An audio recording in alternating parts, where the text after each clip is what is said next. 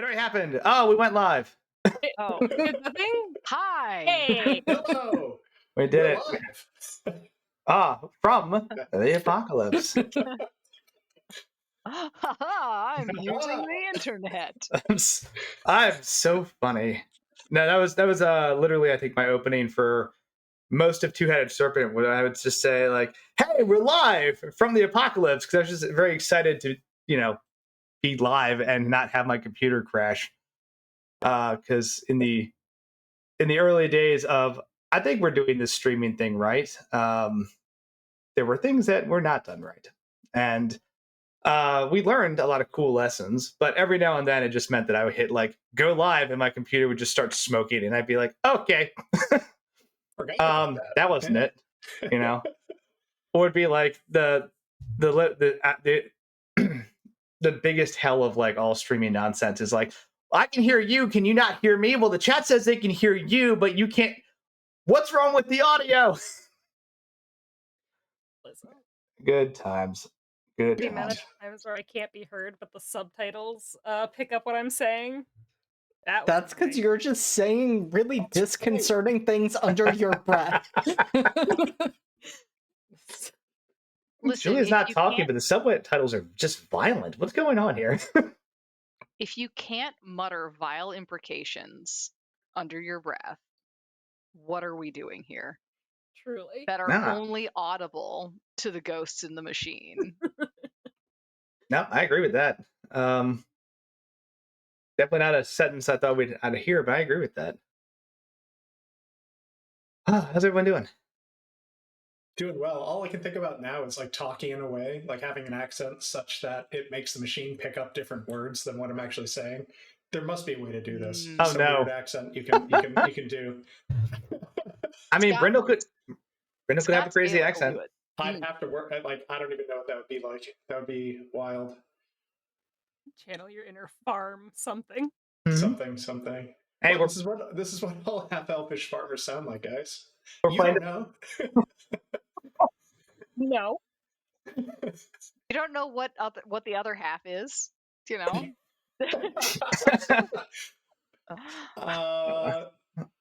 Yeah, right. I mean, human as far as we know. Right. You just need like a solid. I'm thinking like country twang, but like remixed with Scottish. I think that'd be a mess. I love that. I don't know what that would Isn't that sound what like. Cockney I don't is? either. I don't have the skills to pull that off, but conceptually in my brain, it sounds like a lot. Mm-hmm. There's a lot. I've been no. Pass.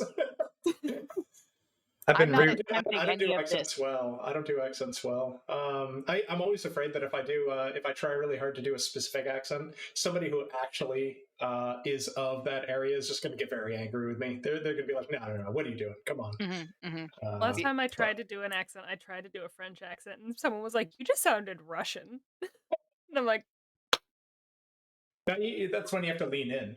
And just be. I mean, same thing, right? It's. they're right next to each other. It's the same thing. People's heads start exploding. Yeah. The hardest for me is that I'm playing two different Southern characters in JD's game in Redacted. So I'm switching between Georgia Southern and Central Appalachian, which are two distinct accents. Fact. And you're doing it admirably. I'm working on it. I can tell when I'm slipping because, like, I'll see Q go. But I mean, this is the game for that because really, who is speaking at that moment? It's true. Nobody really knows. Could be either, could be both, could be all. Probably not all. I need to catch up with that apparently. Yeah. I have so many ghosts in my head right now, man. There are at least 4 of us, but only 3 of them are named. The other one we're kind of trying to keep in the cellar. So if you're Della's super haunted. My mind has cellar ghosts. A Della story. Yeah. I mean, yeah. If you're interested in checking out our other works, in the chat, I've provided a whole bunch of links. So you can check us out and see what other crazy, cool games we're doing and how many ghosts we have in all of our heads in every game. Mm-hmm. We got one in Veilbreakers. Mm. Yeah. But no cool accent, though, unfortunately. All right. Let's, I guess we'll do some introductions and then play this game we all got here to play, huh? Does that work for everyone? Yeah. That sounds fun. Oh no, the little marker that tells me how many people are in the audience is no longer on my OBS screen. Hi, audience of 10 million followers. That sounds about right. Yes. I have no way to calibrate for reality checks, so this is hugely viral. We have 4. 4 million, obviously. 4 million. And I'm pretty sure one of those is me and 2 of them are bots. So the other one might be Will's mom. I don't know. Hi, Will's mom. Incredible. I'm in there. I'm in there. Oh, there you go. That's 4. I'm pretty sure Twitch has a rounding issue anyway, right? Oh, so yeah, it's probably like 4 million. It's just Yeah, it makes it easier. It's harder to display all those characters, Uh-huh. Yeah. Ironically, I'm not in the Twitch channel, so I can't count because I'm it's a nebulous thing. Just everywhere. Hello. We're live from the apocalypse. We're back to play some more TTRPGs. Tonight we're playing more of Neverember's Enigma, a cool heist game set in the fantasy world of Waterdeep in D&D 5e. So I think we'll get into it, introduce our awesome cast of people, and then pick up where we left off, which was, on their way to a party, which sounds fun. I'll go last. Bedlam, you're up first. Don't panic. Go! Okay, can do. Hi, I am Bedlam. I'm playing Brindo Fallow, a farmer who has made his way to Waterdeep. This farmer is just there to meet and be with his family and make his way in this big city. Yeah, we're going to see how well that goes. And yeah, that's it for me. Heck yeah. We'll go to JD. Button. There we go. Hey, I am JD. In this game, I play Riv. They are our totally human, don't worry about it, rogue, who just likes to work backstage at the theater. Having a real normal time, just trying to make ends meet, doing some creative work and art, and seeing what happens with this comedic version of Hamlet that is supposed to be going up in just a few days, but we're off tonight. Love it. Della. Isn't a comedic version of Hamlet just Rosencrantz and Guildenstern are dead? Anyway, Ooh. Fuck. That's good. Hi, I'm Della Collins, and when I'm not making commentary about Shakespeare adaptations, I am playing Bee, who is a gnomish wizard who has recently undergone a career change, sort of a, second career in the examination of magical architecture. Which is very exciting, and I'm not overworked and underpaid at all in grad school.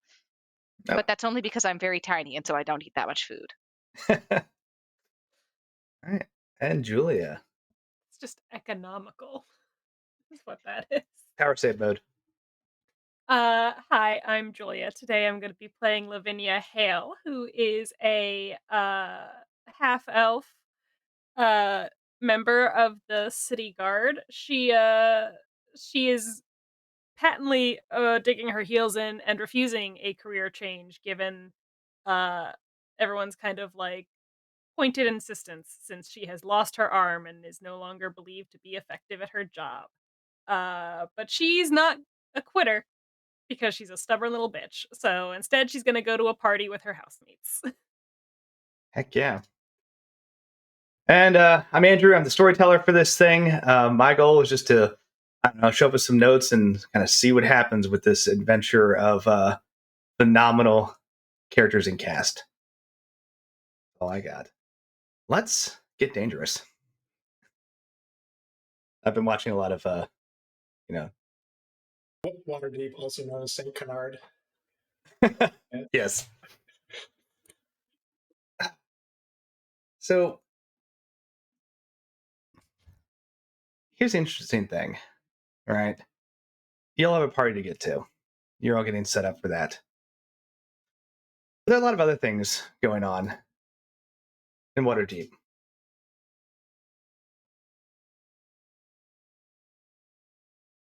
Some things are happening. Zoom in to an unknown location. See a face that we as characters would all know and have different feelings about, maybe, but would definitely recognize. Lord Neverember Dagald. And he is reviewing a letter. After he finishes reading it, sighs deeply, crumples the paper, throws it into a nearby fire. And he says, well, looks like things are going to get a little interesting. Seems like the Zentarim's making a right mess of things, and quite frankly, I think the Watcher is going to cause me a lot of problems.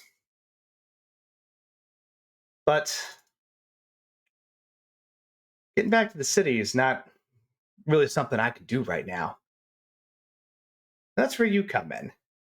When the camera flips around to see a short, dark-haired, kind of gray-skinned looking elf figure.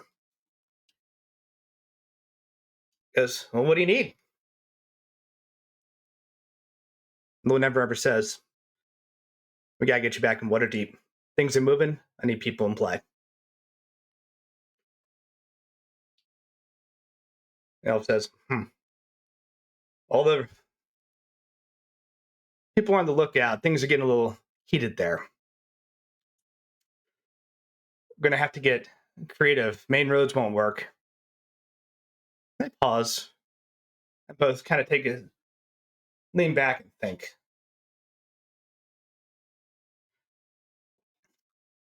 And then Lord Neverember goes, hey, you're not claustrophobic, are you? And they both sit back and laugh as we change scenes. Going underground. Sorry. We whirl the camera around back to the south ward of Waterdeep, where our 4 brave heroes are getting ready for a night on the town. B got an invite from good old Volothamp, a renowned writer and adventurer journalist who has already published a very famous book, Volo's Guide to Monsters, and is now working with B to start another piece of research. And B was invited to a book signing. There it is. Oh my God! He's the bad guy. You. Them dogs. Those That- dogs. Those dogs gotta die. Oof, man, my poor dogs. Well, all right. And Brendan Lee Mulligan says so. But yeah, so you have a party to prep for, and most importantly, that party is comped, right? For B and the friends that they want to bring. Thankfully. Everybody gets free food and free drinks, and that's primarily why I think everyone is actually showing up. I do. B does unfortunately feel obligated to invite Silas. Of course, your research partner. Right, Slash yes. My slash research partner. research gopher. I don't know why. I don't think of myself as a mean person, but something about Silas makes me just want to step on his pointy little head. I think it's because he doesn't like you. Oh yeah, that's probably it. Hmm. Yeah, you He's can. such a fun guy. Yeah, he's very clean. Determined. He's very determined. Sure. Yeah, determined. He's determined. He's got determination. Anyway, I'm sure he will have a lot of fun at the party and not get stabbed even a little bit by someone who he tries to backseat adventure. Incredible. Got it. So let me ask you this: as people kind of disperse back to their rooms at the oh no, wrong note tab. The Good Times boarding house, right? What's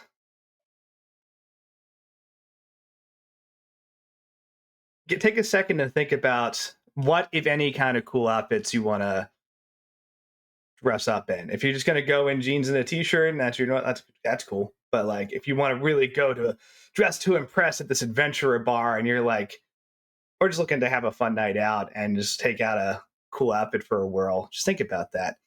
Um, as you all are heading back to your rooms to get ready, Lavinia, you head back to your room. What's kind of your like pre going out ritual? I think this might be a little rusty for you. Yeah, it's a little bit. Things are a little bit different with everything as far as rituals go. With Lavinia is a little bit different as she adapts to this only having one arm thing, but she does have like a little bit of like help in some things. One of the first things that I think Advar probably taught her how to do as kind of like trying to ease her into this whole like I'm your warlock patron thing is he taught her how to cast Mage Hand. So she is not things are not like, you know, as easy or convenient as they would be if she had both arms, but she is not in such a like desperate position that she needs to like ask one of the others to help her with some things. Like she can do her own hair and things like that. So it's like it just might take her just a little bit longer than normal because she is, dealing with like phantom limb and also phantom limb in two separate senses. Yeah, it's definitely complicated. Um, as you're getting ready and kind of dealing with this, I do. You hear like a odd thump as a couple things are like knocked off your dresser. You turn around, and sitting there is a weird looking winged golden elephant creature with big old bright purple eyes. And just tilts its head and is like, let me ask you this. This is going to be terrible or fun for me. It depends. Uh, how do you envision Advar's voice? Oh no. Be kind.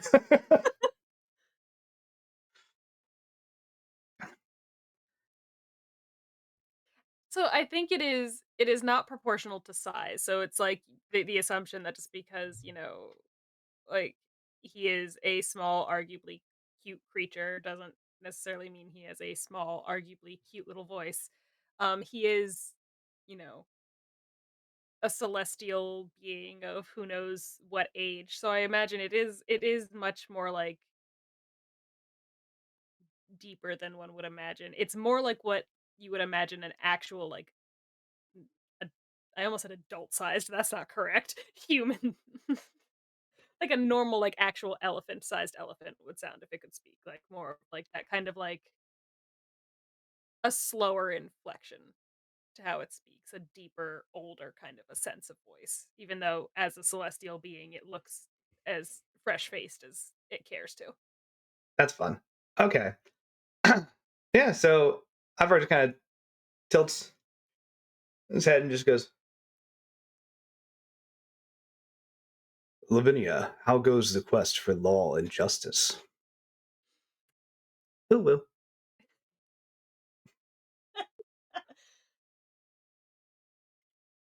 Fine. Another day, still employed. Excellent. And what's the plan for tonight? I see you're getting ready. Is there a big operation? Criminal takedown? No, I'm just gonna go to a bar.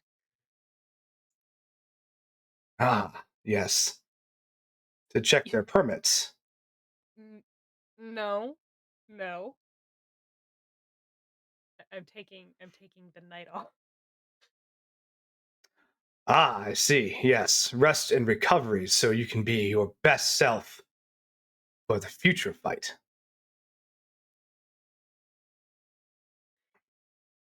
That Very is smart. correct. I do always want to be ready for a fight.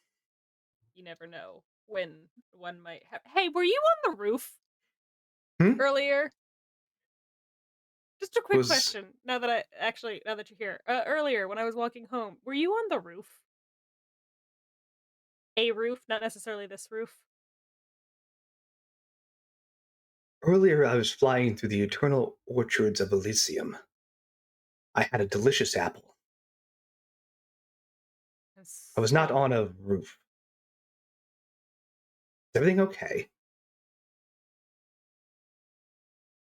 No, just as you said, I should always be ready for a fight. Hmm. Were you surveilled? Is there a new villain for us to hunt down? I mean, I don't know if it's a new villain. It's water deep. It could be, you know, a repeat offender. It's hard to say. I didn't see them. I just felt. I see. No, it was not me. That I don't know if that eases your thoughts or makes them more difficult, but no. It was a golden apple. Golden apple, golden crisp apple. You speaking to Just me or are you speaking to someone else now? I felt it was important to clarify. You gotta remember that when you do that, I can't hear them. Right. You gotta remember. These Still, conversations are one-on-one for me. I apologize. This is new for me as well, and I'm excited to see where it goes. See, you're making good use of that spell I taught you. Well, it has been more useful and more help than most people who I know in my real life right now, so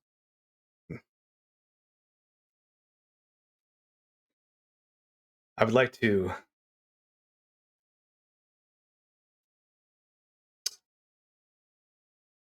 you gotta pause and then like actually eyes shine over for a second while he's thinking and just goes,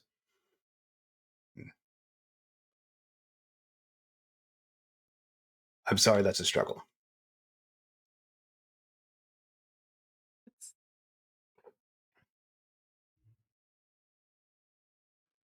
no one knows how to deal with this. No one knows how to deal with me anymore, and I don't know how to deal with me, so it's fine. We're all just confused. If it makes you feel better, I would love to get to know how to deal with you.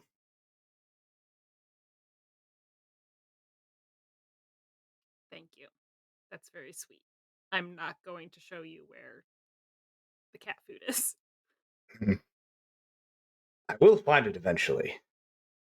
I have no doubt, but you will Um, have to deal with Sota in order to get to it. So that's between you two. You make friends yet? I crossed paths with Suta once. The inciting battle was fierce. Quick. I ran. It is, after all, her home. That is true. Well, for tonight,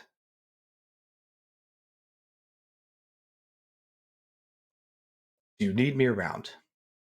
Or would you like to enjoy your recreation with Solace?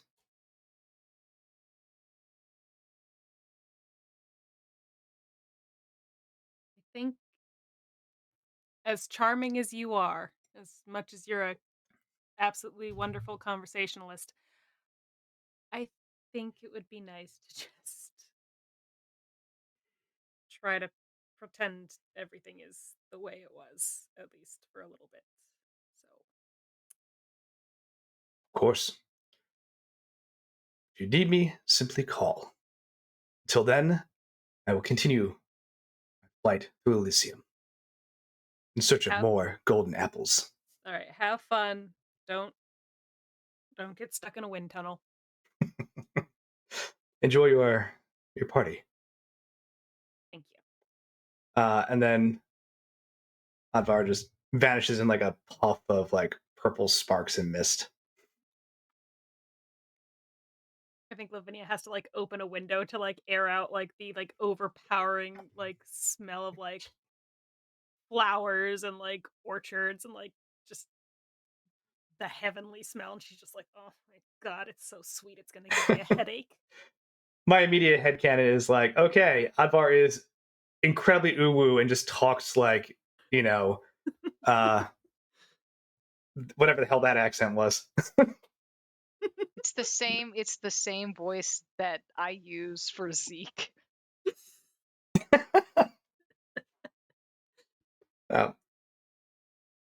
But That's why it felt disconcertingly familiar. Yeah. Yeah. I was thinking, like, huh. we Also very interested in cat food, so hell yeah. the similarities are all over the place. As a kind of pan back out to the living area, who comes downstairs first as you're getting ready, or as they're ready to go?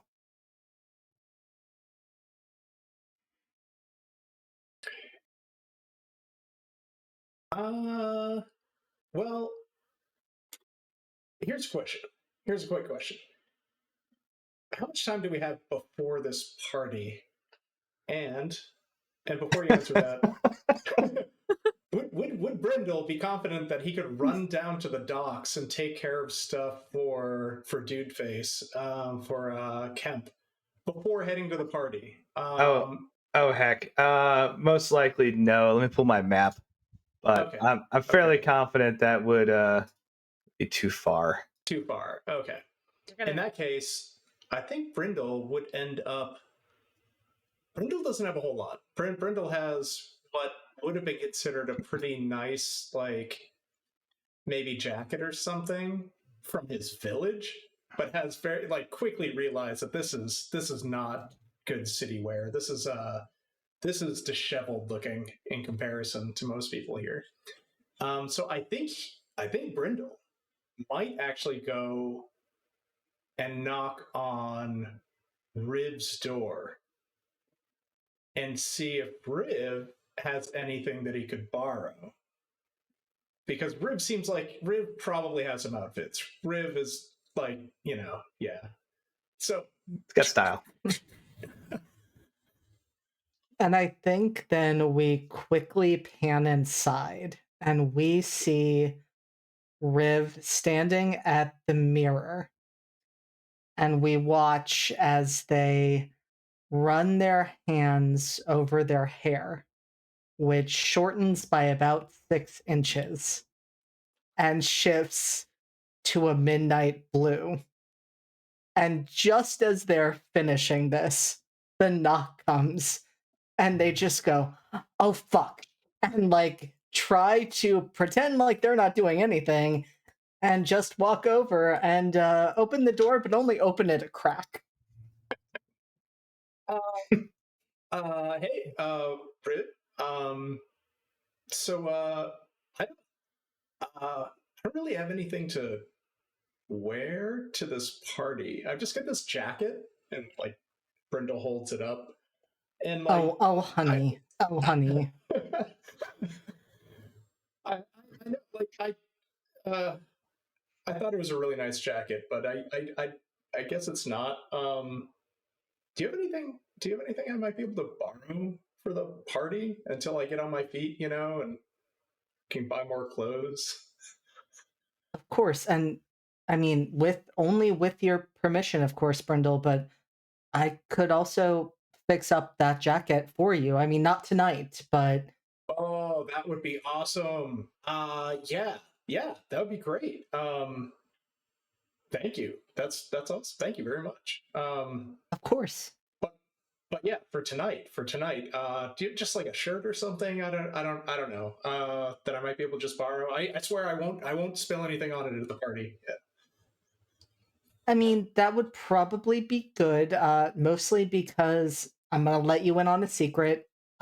These shirts aren't necessarily mine. I might have borrowed them, commandeered them from the theater, Oh, not for so the they're current show. props. Yeah, Not yeah. So not it's for the like current show, of okay, course. okay, yeah.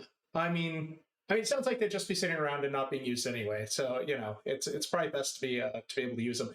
But I'll especially be careful with them in that case. Yeah, no, awesome.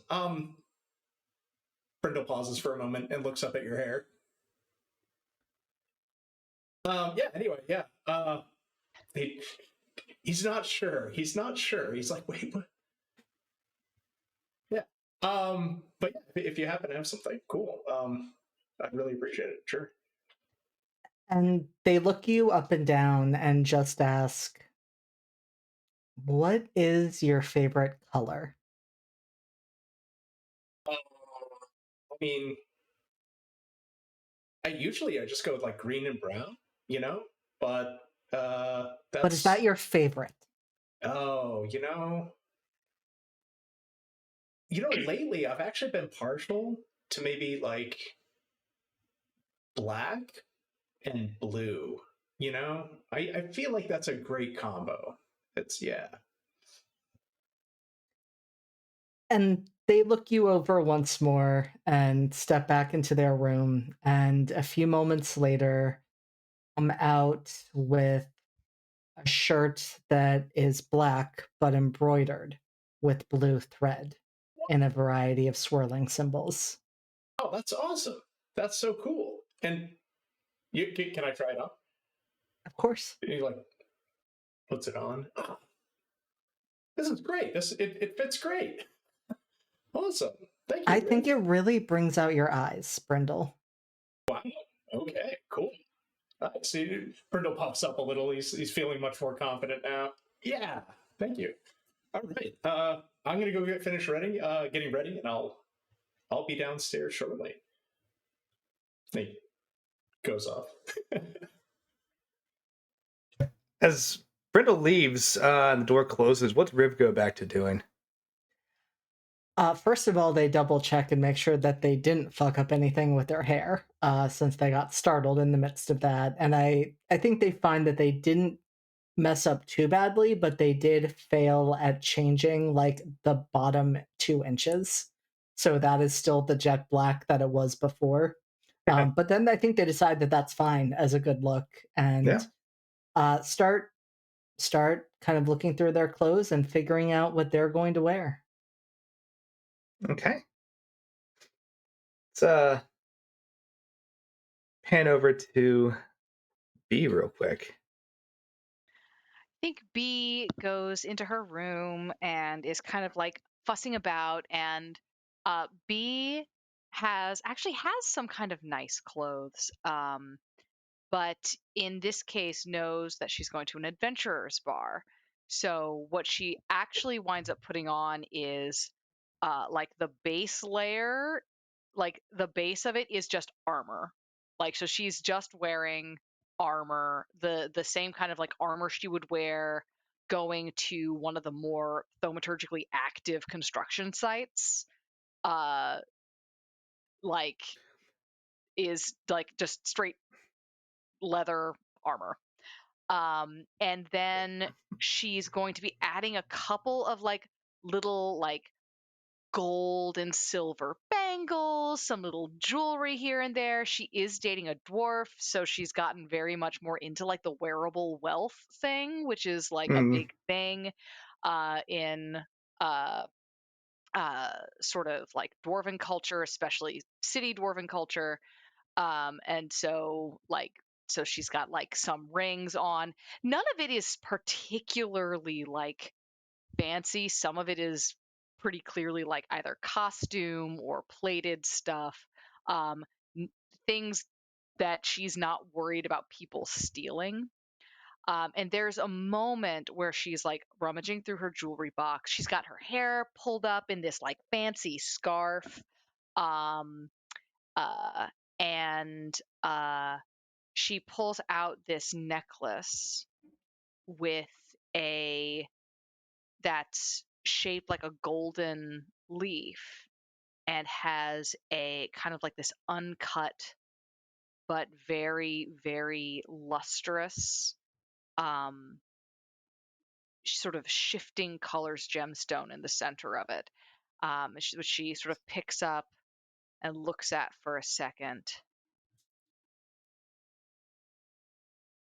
And like the knuckles on her offhand just go white with how hard she's clenching her fist before she puts it back in the box, closes the box, and then spins around, looks in the mirror, reties the knot in her thing, sort of like tightens the straps in her armor, and is good to go. Heck yeah. If you want, go ahead and make a knowledge history check. Because you mentioned some of the more, kinetic test sites that occur. I think there's something you might know about the Yawning Portal. Okay. So let me see. That is going to be in Owlbear. I'm gonna roll this her d20. Her. How roll? How make roll happen? Dice on the upper top left. There's a couple options. There's a little dice option. You just click on that, and then you can grab a die and throw it in the box. How? It is not doing the thing that I want it to be doing, though. It's. Oh no. Huh. I don't understand why it's not. I don't understand why it's not doing the thing that I want it to be doing. But if I just Google roll 1d20, it will do it. That's weird. Were you not able? Is there no dice option available, or were you not able to actually roll it? The dice option is there. It's just not working. Like I'm clicking on the die, I'm dragging the die, I'm right-clicking and trying to see if that'll do something. So And you basically like use your mouse to throw the die in the box. Yeah. So like click and release. No. Yep. Okay. Been doing that. That. Tried that with every one of these little die, and it is not. In like 10 minutes, doing. it's all gonna catch up and roll all of these dice. Yeah. Oh, that's 20. Hey, hell yeah! So I saw Brindle's nat 20. Yeah, that was me messing with it. Yeah. Let me. You could have given that to me. Sorry. Sorry. He wouldn't have I mean, noticed. it was totally B. B did that. B definitely did that. Why isn't it working for me? I don't know. I was actually having the same issue too, trying to use it. That's very bizarre. Owlbear's cursed tonight. Okay, that's fine. I'm not going to worry about it. Anyway, I have rolled a 13. 13. Okay. 13 total. Fun fact about the Yawning Portal that you would know is it's an absolutely packed adventure bar that sees a lot of frequent business. It is also built on the entrance to the Undermountain in Waterdeep. Sorry, the what now? The Undermountain. So this is all like historical, but there is a whole vast city and networks of older like dwarven, gnomish, and other like underground like living races that are beneath the Sword Coast. And one of the entrances down into a keep in the Undermountain from the dwarven clans was actually what the Yawning Portal was built around originally. Nice. It is still active as an access point. It takes special permission to have it opened because they don't just leave that thing open. For the most part, it's fine, but sometimes weird Underdark shit kind of climbs out. And after a couple of those incidents, they sealed it. You gotta Um, get that's how you do you want to get driders? Because that's how you get driders. It's Right. a problem. Cool. So yeah, definitely wearing armor, definitely wearing some of the dwarf gold. And also thanks, Wolmalkus. We appreciate you. That's very good. That's very good. That's Yeah. very good. And That's so dumb. I'm listening. it's cool. It's cool. I think we all need to take a moment to appreciate a perfectly timed your mom joke. Oh god, that was funny. It was just a slow burn. I was like, heh, heh. We Just don't try have that. the new problem is I don't have the new emote on Twitch. We have a new will face emote in Oh no. in Is that the one I Discord. just used? In the Discord? No, not that one. Oh. I mean, I've got the classic. Oh, that's good. Yeah, Anyway, that was funny. yeah, so yeah, Bees definitely puts on like her like the dwarf gold and again some of the costume jewelry, but like the nicer costume jewelry. And is gonna be like, yeah, Okay. hair's up in a like I said, in a sort of a pretty scarf. That kind of that where it's like the scarf is like braided in with her hair in like a circlet. I like that. All right. Let's see. I've got outfits from two of you. So what outfit does Riv land on as they come down? Riv ends up wearing black leggings and boots that lace up to their knees. On top, you can't see it at this moment, but they are wearing a black shirt with silver thread that is embroidered, not unlike the one that Brindle is wearing. But over that, they have on a double-breasted purple jacket.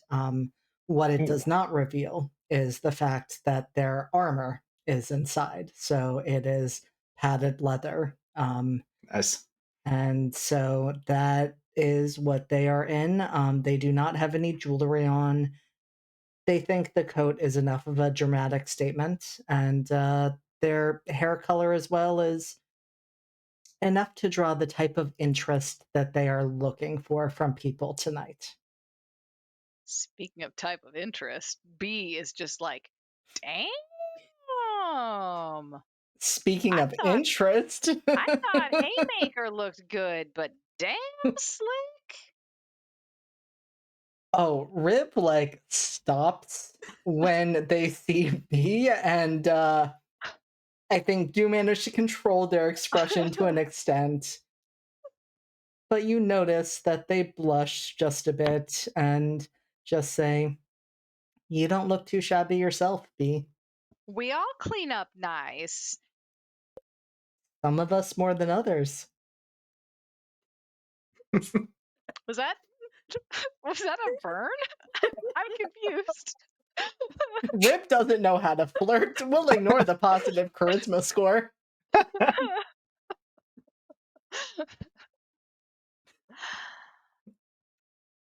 Scotch, where are you? I'm coming. I'm having hair issues. You need a hand? Shit.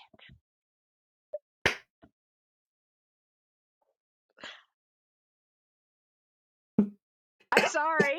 No.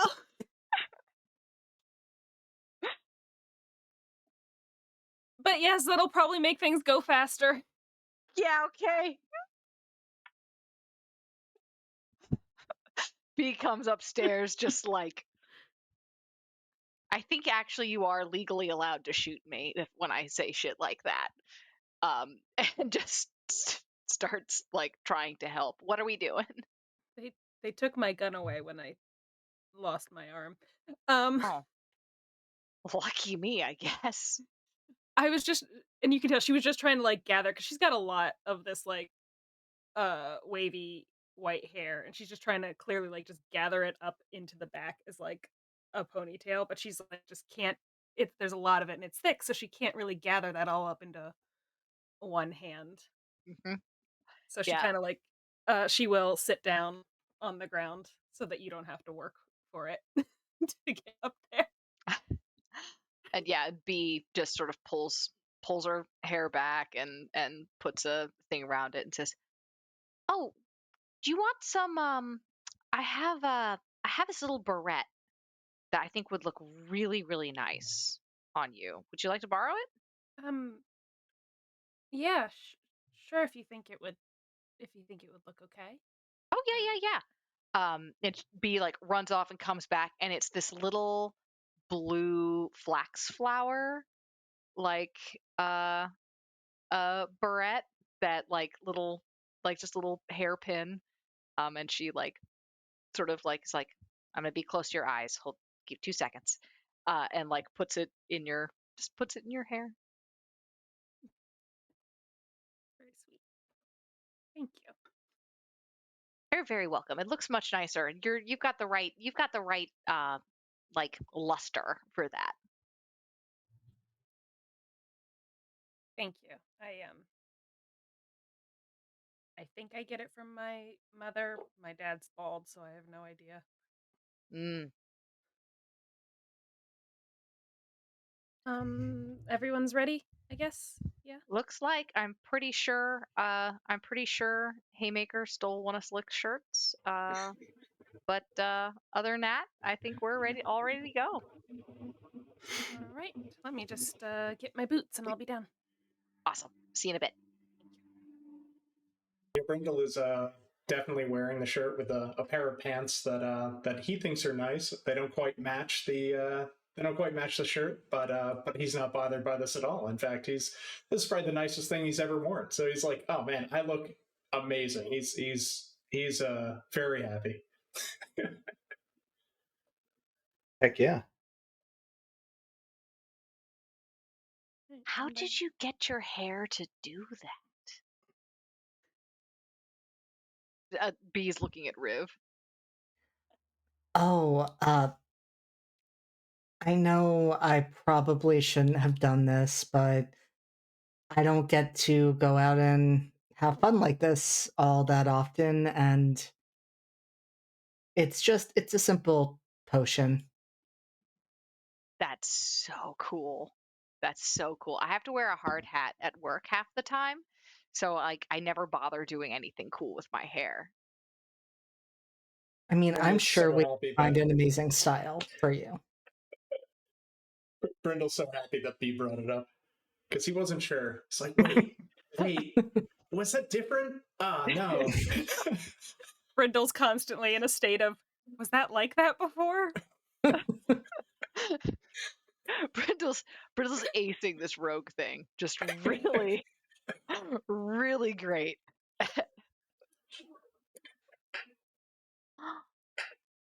Yeah, I think with that, Lavinia is gonna come down to join everyone, and she's just wearing she's got short black boots, kind of this dark forest green, kind of like high waisted pants, and then it's just like a plain black uh swoop swoop neck top, and the swoop neck top is the most important part of it because it allows her to show off from like the top of her throat down to her collarbones, which usually is not visible at all because of like her uniform and everything else. But so that means her entire neck tattoo is exposed, which is just small, delicate, like it's a whole like bright bush of green like leaves that like trail up across like part of the neck and across her shoulders. Um, and she kind of like gets to the bottom of the stairs and she just like stands there and looks at everyone else for a second, like not sure if she should just turn around and go right back upstairs. And then she's like, everyone's ready then? Ready when you are. Oh, wait, no. we're not ready yet. Hold on a second. Pulls out a flask and says, shots. And takes a swig, passes it around. Heck, And then we set off. we are excellent going out.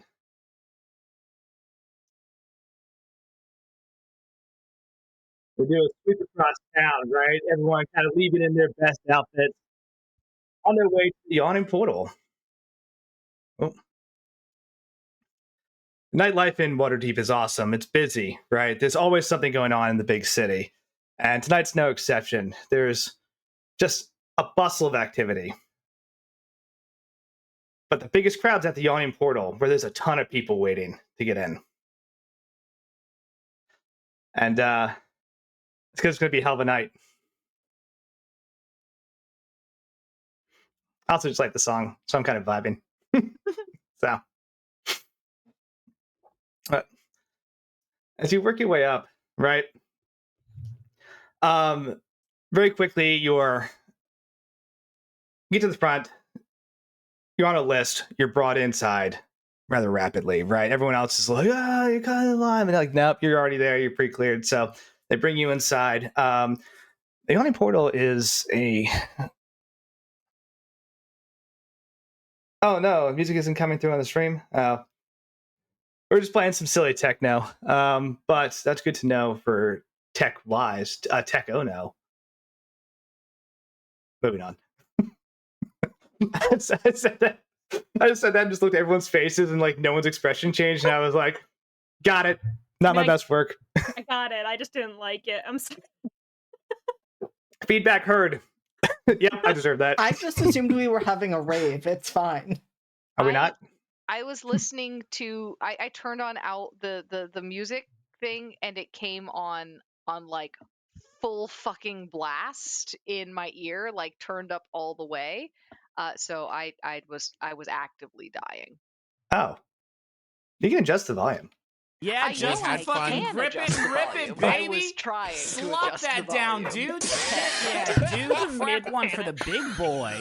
Sorry, speaking of volume, just the McElroy's just screaming. I did not adjust that earlier. That's very loud. Thank you for the donation. I may have hearing loss now. Drive-by chaos indeed. Holy crap. We appreciate that. I think I heard that coming through your mic. I heard it. Yeah. I took it off and I'm like, you just hear the screaming, and I'm like, no. So, if anybody wants to just continue to the drive-by chaos build up, get it. Also, let me add see if I got it set up right. Yeah, an inspiration point to the total. And thank you for your donation. Because we had to increase our fundraising goal to $1,500 since we broke our goal of $1,000 for Rainbow Railroad. So that's all thanks to, well, the community. That's awesome. And all the cool donations we get. So we appreciate you. But taking a second to recenter myself after that just like mind spike that occurred. Okay. I feel you, Della. Get into the yawning portal, right? It's a cool bar. It's rustic. It's got a very like, it's nice quality, but it's made of like nice wood and metal materials, right? It's classy. It's got a lot of polish, and you can see that this has been something that once upon a time when it was built was very grand and has maintained that grandeur against the tide of constant partying, drinking, fighting. It is a labor of love to keep the shine on this place, but the innkeeper has managed to do so.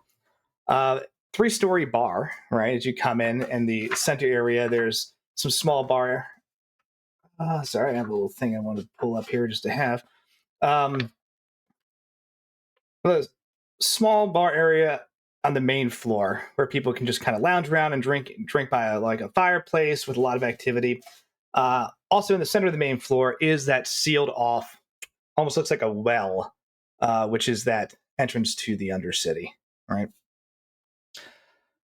Big old metallic seal on it. Doesn't really match the vibe of the place. It's been kind of spruced up with a few pieces of decoration, but it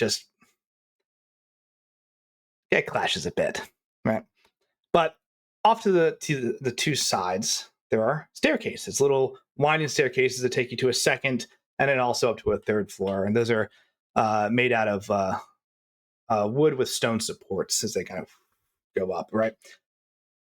Second and third floors are a little bigger, have more space, and they seem like they are generally cozier, right? That's where you go upstairs to get a table or like a small corner to hang out, rather than downstairs, which is just like almost standing room only, and you kind of cram in to just grab drinks and like yell about stuff and have a good old time, right? So the atmosphere is well lit, it's energetic, right? And immediately from the second floor balcony, you can see, and I'll try this out. I've had this idea, so I'm just going to keep using it and see if it works. You can see good old Volo, right? His picture's on the stream now. So, dressed in, of course, the standard bardic adventurer attire. He's got a drink in one hand, and he sees the four of you come in, and he just waves to you and says, B, up here! Hey, Volo! And B will walk right on up. Okay. By the stairways, there are very tall, what look like bouncers kind of watching the stairs. And Oh, I'm supposed to be here.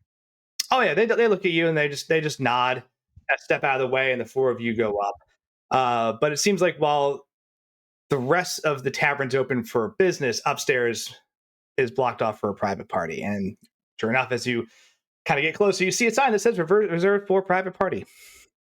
Right? Is there also a bar upstairs? Oh yeah. Oh. There's a bar on every floor. Sorry, I missed that very important detail.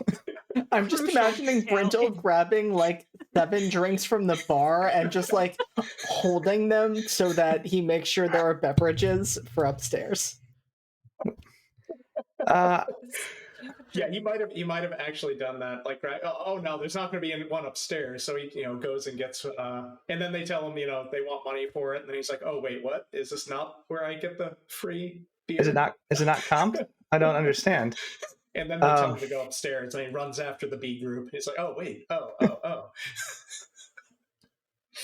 As you kind of are scurrying to catch up, right? You get the end, it's put bouncer like puts back the little rope, and upstairs is just a whole mesh of people, kind of sitting around, drinking, laughing. They all it would be impossible to describe in one just take because of the variety of all the individuals up here. But the common uniting feature that you see across the board, adventurers, right? You can catch like glimpses of armor under their coats. You can see that some of them have swords or hammers with them. It is perfectly legal to walk around Waterdeep with a weapon. It becomes a crime to then draw said weapon and then either attempt to menace or fight somebody. But especially here, everyone's armed, right? It's just the norm. You can see people with like, intricate magical baubles that they're like kind of have on a table that they're reviewing. There's another table where some person is just copying very carefully and almost like in a calligraphy style fashion into a spell book. It looks like some sort of incantation, right? And there are other people who are just drinking, right? They're drinking, they're laughing. There are people who have copies of Volo's Guide to Monsters that he is selling, and of course talking with them and like hearing their stories as this chapter 3 really saved my life against that whole dungeon with the troglodytes. It was crazy, and he's just nodding along like, I'm so glad you're here to tell me this. This is amazing. As you all kind of start making your way towards Volo, B, you're kind of cut off as Silas comes around one of the corners and it just goes, well, I went to the library and I found all the research you were asking me for, and I actually put it into a quick compendium that I think would be helpful for you when it comes to magical infrastructure, when it comes to, burial places. And it took me some time to find you. I didn't realize that the meeting was moving to an offsite location. It's a little confusion there, but that's fine. I understand that you're the team lead, and that's your prerogative. So I make sure that you know that the research you needed is done. And I sent you actually a link in Discord. I see the link. I am Mhm. opening the link. Uh, thank you. Oh, thank you, Silas. I'm so sorry. I really thought that message had gone through, and that I had let you know. I'm really sorry about that. That was not cool of me. But yeah, I'm also really glad you could make it out tonight. Isn't this fun? No, this is a lovely evening. Listen, as you know, I don't drink. If anybody here needs a designated just party friend to make sure they get home safe, I'm perfectly happy to do so. Drinking, I feel counts. I don't want to rob from happiness today or tomorrow when I could be happy today. It's a very important thing for me to just maintain a good, even. I'm here to help. And Awesome. even keel is a valuable thing. That's what CW always says. So thank you so much. Of course. Silas, how much can you carry? Um, I mean, in general, boxes or bags. About 150 pounds over a quarter of a mile or so. Like, is that a? If I pass out, can you get me home? I could definitely get you home. Yes, I would probably call it. I would probably call it carriage, and just make sure you got back in one piece. But I suppose if you had to be carried, I could make that work. Awesome. You're a great guy, Silas. I think. Thank you. I try to take all my groceries inside in one trip. So that's really something. That. Yes, I built up some good strength there, and I don't think I've met the rest of you. Oh, yes, these are my roommates. This is Lavinia, and this is Riv. A pleasure to meet you. Hello, pleasure. So I love your outfits. Phenomenal. Is this not the best shirt? It's so good. It is quite nice. I see. Now there's an awkward moment where you realize that all of you were dressed for a party, and Silas is in like business casual. It's basically wearing like khakis and a polo. It's like I figured this was a work event, so I took the dress code a little differently, but that was on me for kind of reading too far into this. I think all of you look great. No, you stand out. It's perfect. It really Do you want a scarf? Um, Do you want a scarf? Like she's got like scarves, just like made like a little like skirt with little scarves. Like, do you want a scarf? I think a scarf would actually really look great. Like, takes a scarf off her thing and is just like, I actually can't reach your neck to here. Oh no, thank you. And just kind of puts on the scarf and like very elegantly ties it into like a quick knot. I can't So let this happen. It looks like a tie. This is not a crime, Lavinia. This is not a crime. Lavinia's like, I can't let this happen. And she's sort of like, we will stop this crime together, Lavinia. No. No. She like reaches out and she like unties the scarf immediately and just like drapes it around the neck properly. And she's like, maybe just like this, and maybe just like those two buttons. Just that'll be much better. I can't let you do that. Oh, thanks. Yeah, thank you. That's the most physical contact he's had with a member of any gender or species in a very long time. I really need you to shut up. I'm gonna go get a drink. That's a wise idea. It's been lovely to see you, Silas. I hope you have a great time at the party. Okay, I'll be. I have some extra. Okay, she's gone. Brindle also rushes off after Lavinia. Like, yeah, we're gonna go. The two half elves are gonna go hit the bar. Cool. Yeah. No, gone. Okay, yeah, you head up to the bar. The bartender is an interesting character. They've got like just crazy, almost electric blue hair, with like bright, vibrant painted nails.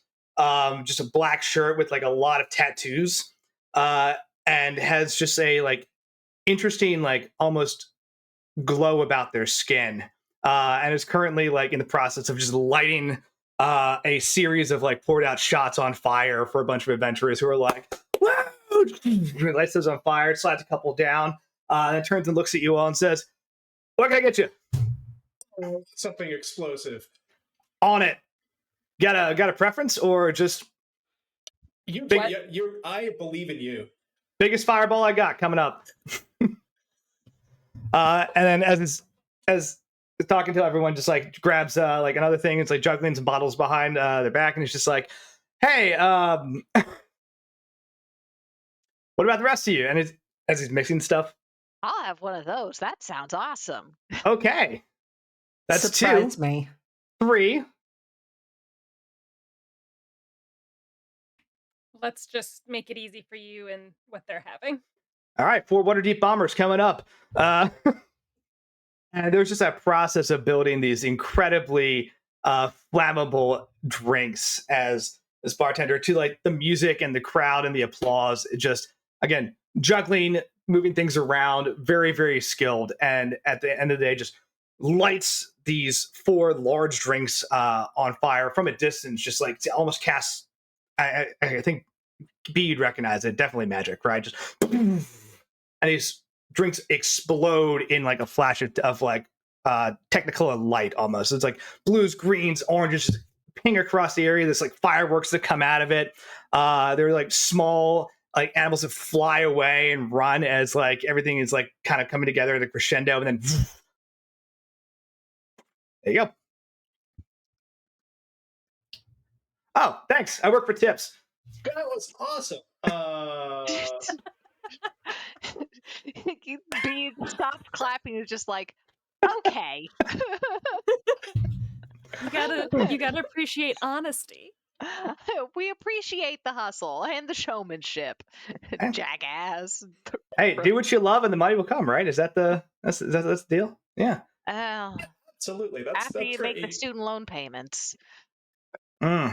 You're with the academy, I see. Yeah, that's a rough one. We all make choices in life. Well, here. Brendel grabs one of the glasses and that was an awesome tip, B, and then turns.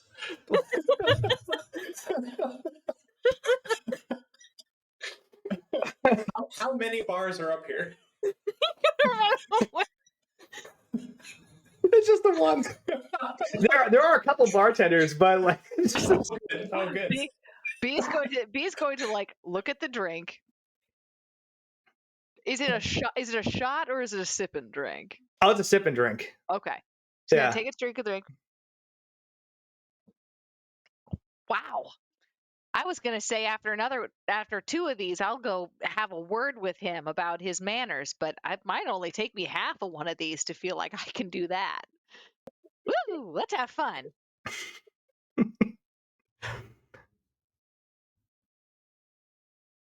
He's just gone.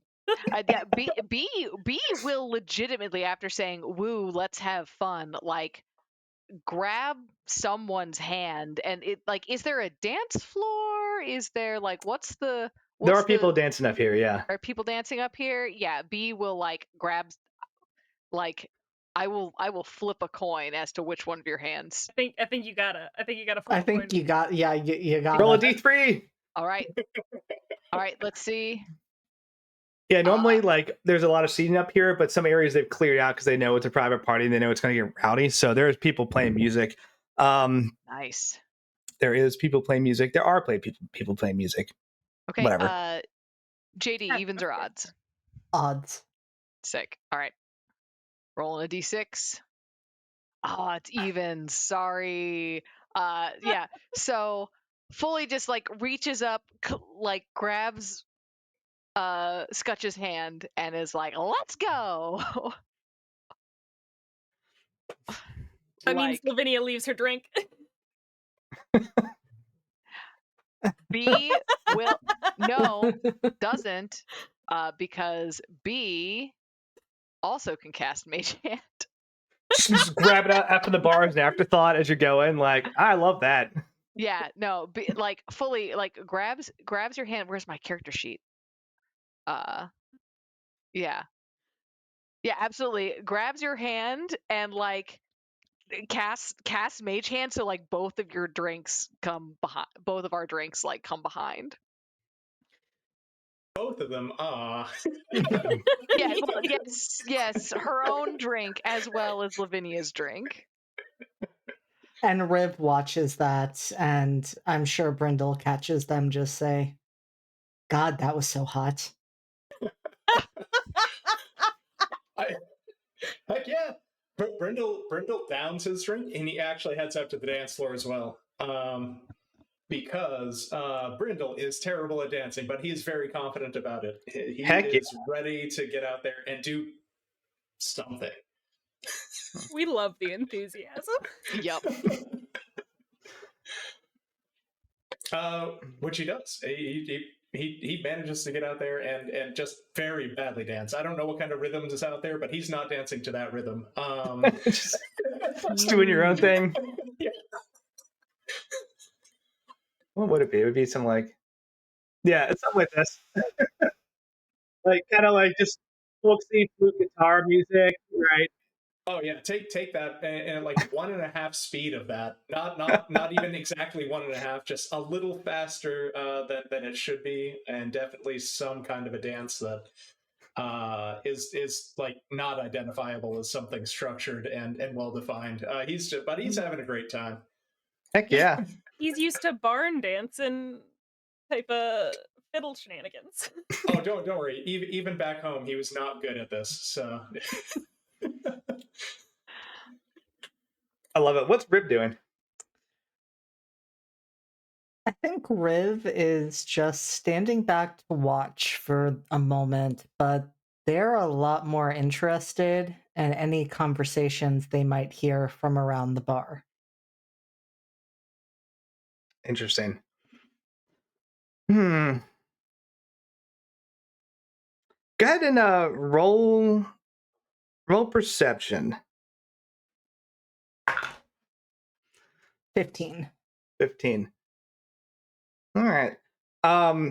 There's a couple characters around the bar as you're like just taking a casual glance up here, right? One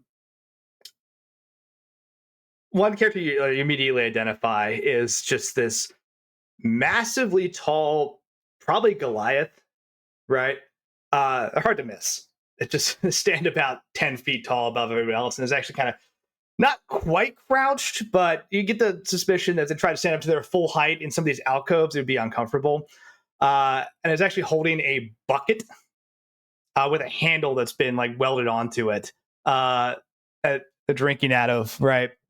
But they've got kind of a golden hue thing going on with their outfit. Just a lot of like very regal colors, kind of offset with purples. So like nice cape, what looks like golden armor, probably a little more. I think it might be actually. Sorry, I just read your comment. Yeah, is this? I think it is. Yeah, I think it is. Good for dancing. It's a little waltzy beat. That's fun. But yeah, the armor's not practical, but it looks cool, right? And if it's real, it's real gold. It's very expensive. Another one of the characters you kind of catch an eye on is a probably about your height. Looks like a musician, right? She's got like dark red hair that's just kind of like all over the place and like it's like in like a curly wave. But stylistic is kind of like a wild primal thing that kind of fits the rest of her like almost outlander vibe that she has put together as an outfit. But she's got a guitar or a lute case with her. She's not playing. She's just kind of hanging out, listening to the music. and kind of tapping her foot approvingly, right? The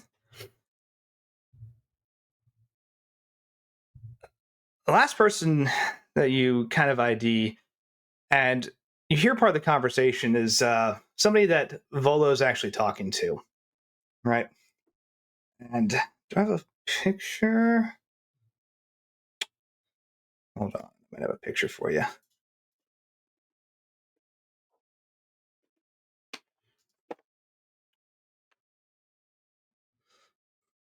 do have a picture. Okay.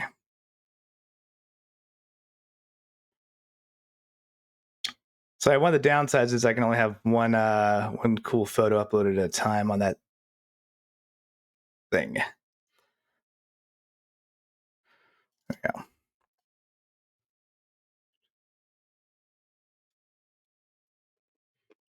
Oh, that's huge. Hello? So, well, borrowed this photo real quick, but there you go. A very swashbuckling looking gentleman with like goldish brown hair, blue eyes, and very, very nice silk clothing. It's got colors of like powerful Disney Prince energy. 100%. But that might not be the photo I wanted to use, but you know what? That's fine. Oh, I'm sorry, it was this one. Slightly better photo. Yeah, mine, same photo. This one feels better though. The vibes are better. So, but yeah, they're talking. And on the 15, one of the things you kind of overhear is Volo just saying, I really would love to do just a piece on you, right? Maybe not a book, maybe you call it a story or something to kind of get your story out there. I mean, a member of the city's governing family, there's so many interesting things for you to talk about. And he says, I am not a part of the governing family. I'm not a part of the government. I don't have any interest in that. As I'm going to tell you, as I've told every single reporter, journalist, or other person who's just found their way to me, I'm not interested in politics and I don't have any stories to tell.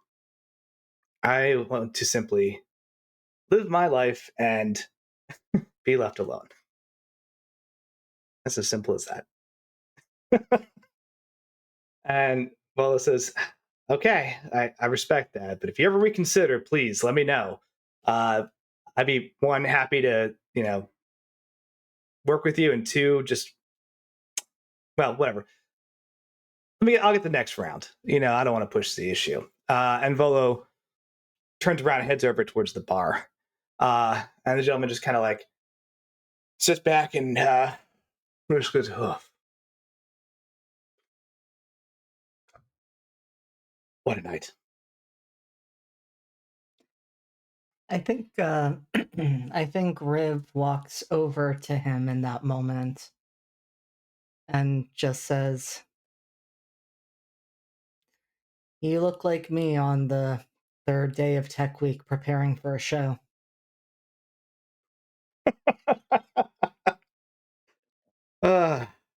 I love the theater. It can be exhausting and stressful, but man, the things that are created through the arts, phenomenal. Have we met? I do not believe so, though. If you are at the theater as often as it sounds like you are, you've perhaps caught a glimpse of me. I'm not often on the stage as a performer. Let's see. Where do you perform? Fuck, Andy, what is my theater called? The Eclipse Theater. I was gonna say. My mind went blank. Speaking of notes and not having them right where I need them. Fine. Yes. So unlike me, Rib does not panic and says, "Oh, I work over at the Eclipse Theater." Oh, so you're working on Roberto's new play, the fantasy Hamlet's meets Rosencrantz and Guildenstern, an adventure in Shakespearean romping and nonsense. Unabridged. It is such a long title, but it captures it so beautifully. Oh, I've heard phenomenal things, and your opening week is what? Next week? A few days from now? A few days from now, yes. We are surprisingly off tonight. Oh. Well, that's fantastic. It gives everyone a chance to rest and recover before the big night. That's exciting. Exactly what Roberto said. that doesn't sound like the Roberto that well, I'm glad he's giving people a chance to take it easy. No, you are correct. We had some work that needed to be done to make sure everything was in full preparation, and he would have preferred that we were still meeting tonight, but between us, I think it is good that everyone had a night off to recover. Though I don't know how much recovering is going to happen for any of us here. It seems rather wild. Well, at least, like you said, you have the night off, and that gave us a chance to meet and talk. I appreciate that. I'm Rainier, by the way. I'm Riv. It's a pleasure to meet you. Pleasure to meet you as well. You want to take a seat? Plenty of space. Volo's gone to get some drinks, but I'm sure he'll be back.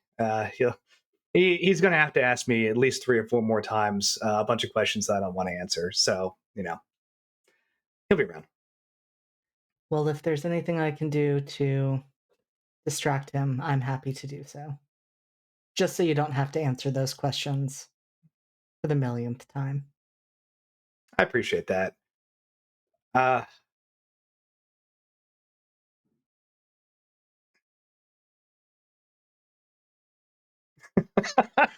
The damn comments. It's just a relationship simulator. That's all it is. All right. It says,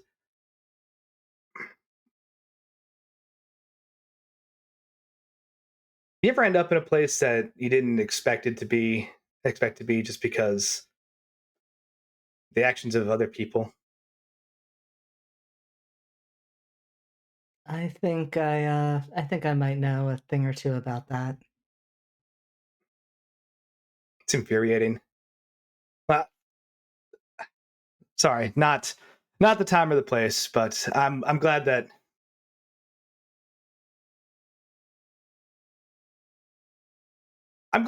we met. Actually, I really enjoy talking to you. Well, now may not be the time and place, but this may be rather forward of me. If you would ever like to meet up again, I'd be happy to hear you out, and as I said, I might understand a bit of what you're describing there and what it is like when the actions of others lead you to places you never would have wanted to end up.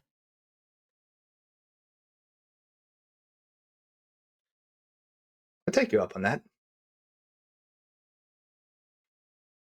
This is when Brindle barges in at the bar, sweating, awkward, and comes in or like, hey guys, the dance floor is amazing, and he orders a beer, barely paying attention to what's going on. Woo! And you grab your beer, like you knock Volo, who like sloshes a bunch of shit. He's got like 6 drinks. He's like, sorry, my bad. Hey. Hey, sorry about that. Yeah. Cheers. Cheers to you as well. Riv, who's your friend? And I think Riv glances over to him to see how he feels about being introduced. Oh, it's like, good. Okay. Then Rib would introduce the two of them to one another. Hi, Brindle's oblivious. Okay, yeah. I'm Rainier. Nice to meet you. Brindle switches a beer to the other hand. Hey, right here. How's it going?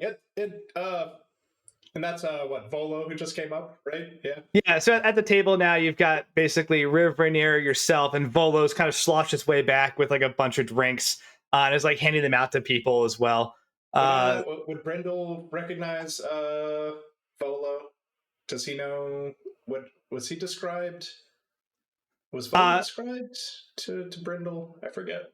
Volo. So here's the thing. Go ahead and roll general history, right? Because the two people you're talking to at this table are actually very famous to Waterdeep.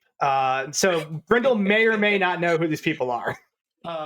Totally in character. As you'd expect, my history modifier is 0. So here we go. What? 16? That's solid. Yeah, you recognize both of them. Like Volo's picture is on the back of his book, right? I actually think I have a photo of the back of the book picture for Volo, which I think is ridiculous. I can find it. So Brindle absolutely would have been. So he shook hands with Rainier, and it takes a moment. It sinks in, and he's like, "Oh wait, I know you." And then he looks over at Volo, and he's like, "Oh, I know who you are too. Oh, awesome! Cheers again." Now they both wave and they're like, "Happy to have you. This is phenomenal. I'm glad you can make it." And you're one of Kimat's friends, yes? Oh yeah, I'll pull it for later. Hi, nice to meet you. Hey. So now, please have a seat. Yeah. So for Brindle's knowledge, Rainier ends up in the newspaper a lot, right? That's where you'd probably have seen his face before.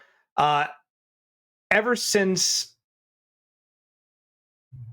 Lord Neverember just disappeared about a year ago, Rainier, his son, has been just like accosted by everyone all the time about like what happened to his father, if he's going to go into politics, like what he's gonna, like all these different things. Like let's write a book, let's write an expose, be on my podcast. And dude just wants nothing to do with it. He's every time, like if you're in the Waterdeep Wazoo, you saw the interview where they're like, "What's your deal?" And he's just like, "I don't care. My family has like done their shit. I'm not a part of that. I keep getting dragged into things. Please leave me alone. I'm just trying to live my life." So, but his picture pops up in the newspaper at least once a month. Right. Neverember's abandoned legacy from the newspaper. Yes. Okay. Yeah. So yeah, Brindle realizes he's in very important company. Holds back slightly more, but not a whole lot. And he sits down, fanning himself like this, trying to get the sweat off the borrowed shirt. Now he realizes he's getting all over it from dancing, and he's yeah. Anyway, it lets the conversation happen. So you said, did Volo introduce the other folks at the table? Like, who are we sitting down with here? Right now, it's just the four of you. Oh, cool. Yeah. So this is just like a small area. There's lots of other people congregating about. Like every now and then, someone will come up and like talk to Volo for a couple minutes, and he'll like laugh about like at their jokes and like usually write some information down about them, sign a copy of their book, and then like kind of shake hands and let them go. But he actually seems happy to hang around you all. Cool. You don't know if that's because you're making a great impression and he's having fun, or if it's because you're B's friends and he needs B for his next book. But either way, it's nice, right? I'm not going to say that Brindle puts much thought into that. So he, but he does ask Volo about his book. So yeah, Volo, like I haven't read your book. But a lot of people seem really like into it. Like I don't know, like adventuring seems like this whole thing that so many people want to get into, and here you are like writing books about it. Yeah. Anyway, it seems really cool. The most interesting thing about that is, well, one, you should read the book. I can lend you one if you'd like. I would love it if you lent me a book. Yeah. And he pulls one out of like a briefcase and hands it to you. And he says, "Now, friend to friend, feel free to borrow it as long as you like. With the caveat that once B and I are done our research, I do need that back, or you can buy it. But until then, it's yours." Tell you what, I will absolutely return it to you or buy it. 100%. I'll make sure. I will not let you down.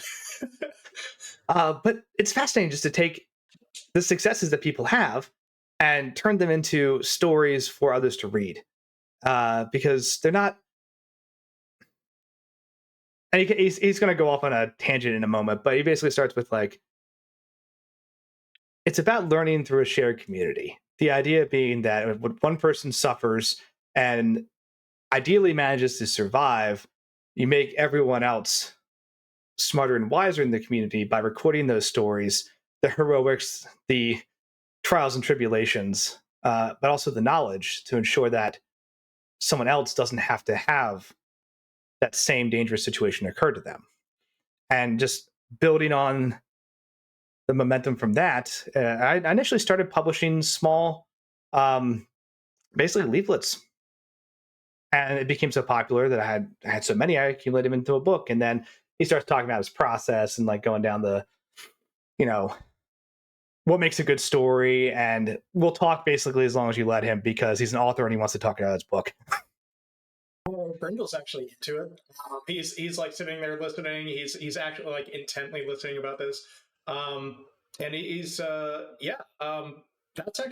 that's really cool. It's like you're providing a service for people and saving lives in a sense by trying to share the things that you've been through in a way that that'll keep people from making the same mistakes. That's just a really respectable thing to do.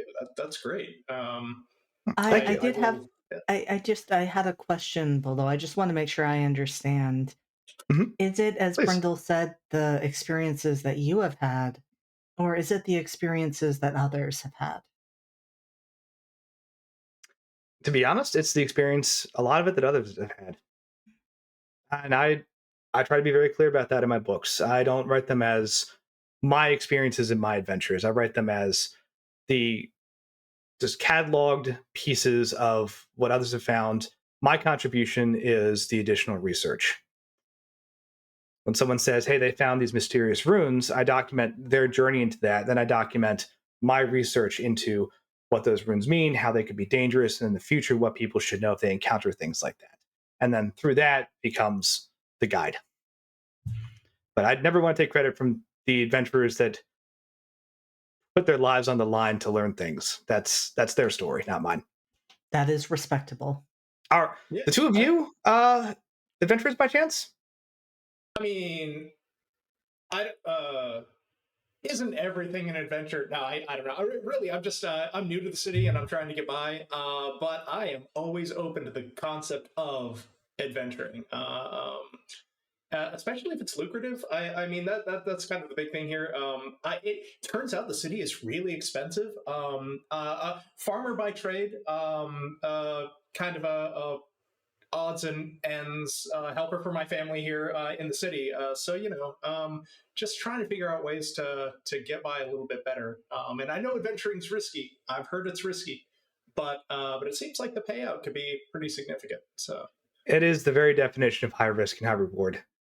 And if that's something you're interested in, I'd be happy to talk with you more. I know a lot of people who can maybe get you started down a path you'd be interested in, or at the very least, just tell you about their experiences firsthand. Because the book is only so long; I have to choose between what stories I want to tell, and I try to find the ones that are most educational. But believe me, there are some stories that are just fascinating. oh my gosh, I need to grab another beer, but I want to hear more of these stories. And like Brindle jumps up and runs over to the bar to grab another beer. Okay. Volo kind of like waves over in the direction of like B, and like just it shows that there's an empty seat if you want to join. I think B has been dancing with Lavinia and for basically as long as she looks into it, like and if If that fades pretty quickly, she's like, yeah, it's fine. We can go somewhere else. We can do something else. But eventually, what she does, like, come back to the table. She like weirdly seems to know a whole lot of people here. Not in just kind of like is like constantly like waving to people. There's a lot of people who are like, "Hey B, what's going on?" And she's like, "Hey, hey," and then looks over to Lavinia and is like, "I don't know I don't know any of their names. I don't know any of these people's names, but they all know my name. I don't know how that happened. It's very strange to me." Maybe, maybe your boyfriend loves you a great deal and talks about you a whole lot. He does do That's that. He does do that. He does do that. We actually had to talk about that. He does do that. But I'm pretty sure I know that person from the Masons Guild. I'm pretty sure that guy is from like is from like a shop, and like, but like she's sort of like very much sort of in this like weird little social butterfly moment. Um, but she does end up going eventually back to the table, potentially with Scutch in tow, and sort of sits down and says, "This was really wonderful. Thank you so much for inviting me, Volo. This is really great." Oh, please. It's an honor to have you here. I'm really, really excited about the work we're going to do. So, I don't want to talk shop all night, but in the research that Silas pulled for me, there's some really interesting stuff about architecture being used to as sort of like con not just to conduct rituals, as in we are conducting rituals in the space, but the space is used as a conductor for the ritual, and a potential like ongoing element of uh of ritual structures. And that's not something I've ever seen my own self, and it's something I'm very interested in doing more research into. It's fascinating, and I'm very, very curious to sort of potentially see more of this. So you said using the energy itself as a conductor, or the space itself as a conductor for the energy. Hmm. Do you think the type of energy in the space may have an effect on the actual outcome? Oh, Because almost certainly, absolutely, we, absolutely. so when we visit the city of the dead, we should test this. I agree. There's lots of enchantments, lots of energy there. Oh, that's brilliant. I think there's some really interesting opportunities to see how many things are uh what is functionally, in terms of like the people affected, it doesn't make much of a difference. But what is a haunting where a spirit is so powerful that it's pushing its way into the material plane, and what is actually has been a cast effect, essentially a weak summoning that's just being constantly renewed over and over again by the space acting as a conductor for an old spell that might have been cast generations ago.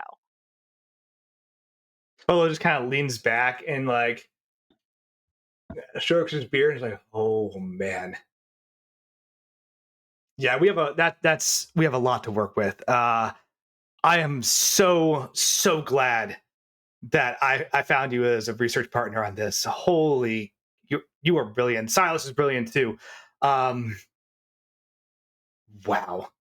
I will say he's the one who I found this research. So this I'm gonna put this solidly on Silas. He went out and did the legwork on this, and that's so much of academia is legwork, and he deserves his props for this. we just had a conversation about that, about making sure that the stories that you convey are belong to the people that actually did the work, and so I respect that. I think you and I are a lot alike that way. Uh, real He's quick, is very modest. he's he tries so hard to be chill for a really famous dude. Yeah. Like he tries, but Lavinia, as everyone's like talking, because I'm assuming like Riv and Rainier have started up a side conversation again, right? Brindle kind of interjecting with other questions about the book, B and Volo just going back and forth and like nerding out over these ideas to the point where now he's like cleared the area and is like just writing furiously on just like paper that he's thrown on a table. And like I assume you're like on the other end, like the writing's just kind of like filling out these pages and like crazy. Yeah. Absolutely. came back in the She at some middle, point yeah. like gets like fully on the table to like correct an equation. I think Brindle came back in the middle of that and is just drinking his beer, watching this back and forth going on between them like intently. Like it's so cool. Yeah. And Bella was like, "That's an amazing correction. Drinks all around." It's like, Lavinia, this is not quite your scene, right? Doesn't feel like it, but it seems like you're having fun. But since now this is really drawing you in, it gives you a little more time to kind of look around and observe stuff. And if you could, go ahead and make a perception check for me, please. Okay. What's going on with this music? Don't know, but it definitely transferred to the ants go marching one by one. I was like, I know this. My perception is plus 1. So that's a 19 on the die for an unnatural 20. Okay. You have a moment, and it's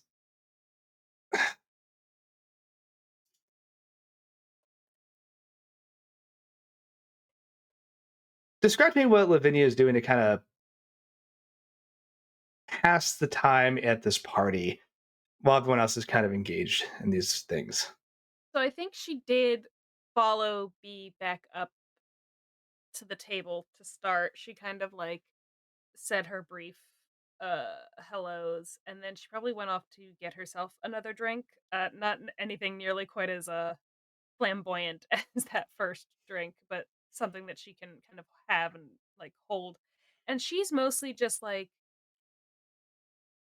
walking around now. Like the people she knows are all at that table, but they are all either busy or she knows they're not going to talk to her anyway. So she's just kind of like walking around observing. She's trying not to be like in anybody's way. Okay. As you're kind of walking around, there's a moment up on the balcony where you're looking down into the tavern and you catch a glimpse of someone, and it almost stops you in your tracks.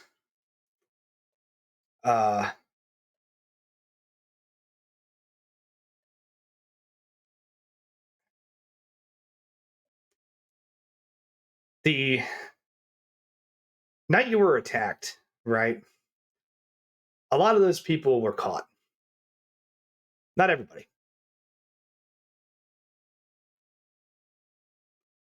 But you have a good idea of who they all were, at least description wise, right? Obviously, using resources to try to find them. Difficult, right?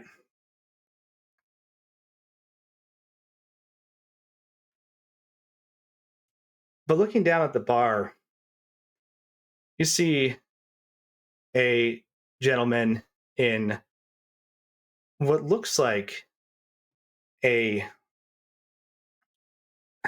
dark cloak, right? Underneath well-dressed clothing, couple accented rings.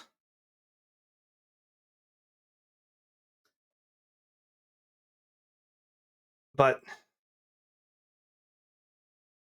there's almost a sinister vibe that comes from them. As you keep watching them, and look back. They look up kind of towards the balcony, almost sensing you. And there's a moment where two of you lock eyes. And that's when it really clicks. Because remember this person having one green eye and one gold eye. And looks, it sees you.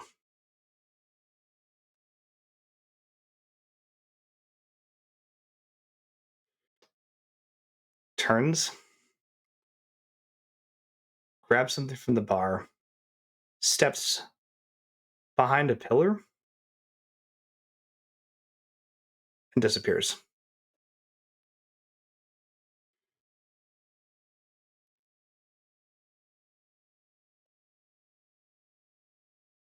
So she doesn't love that.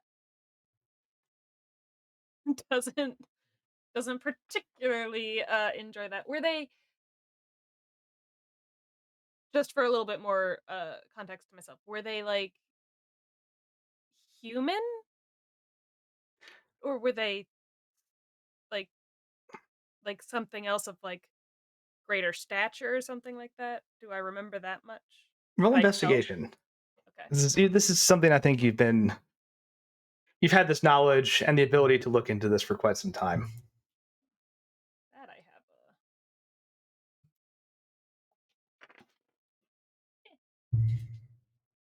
That's less good. That's only a 14. Okay. All the people that actually conducted the attack were rounded up. He was the one that gave the order to actually fight you. Right? That night, you remember. Well, the details are honestly a mess, but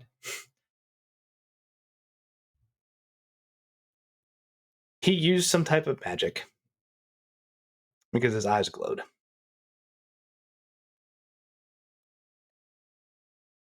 He remembers strange smells of almost ozone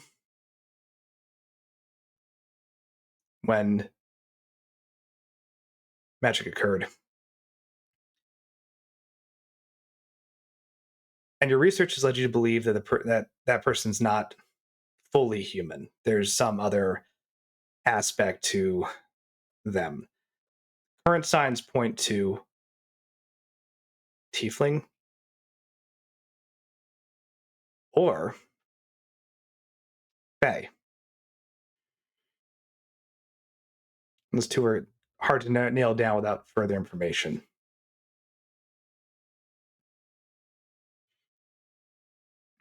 Lavinia looks back over like at the party at the table and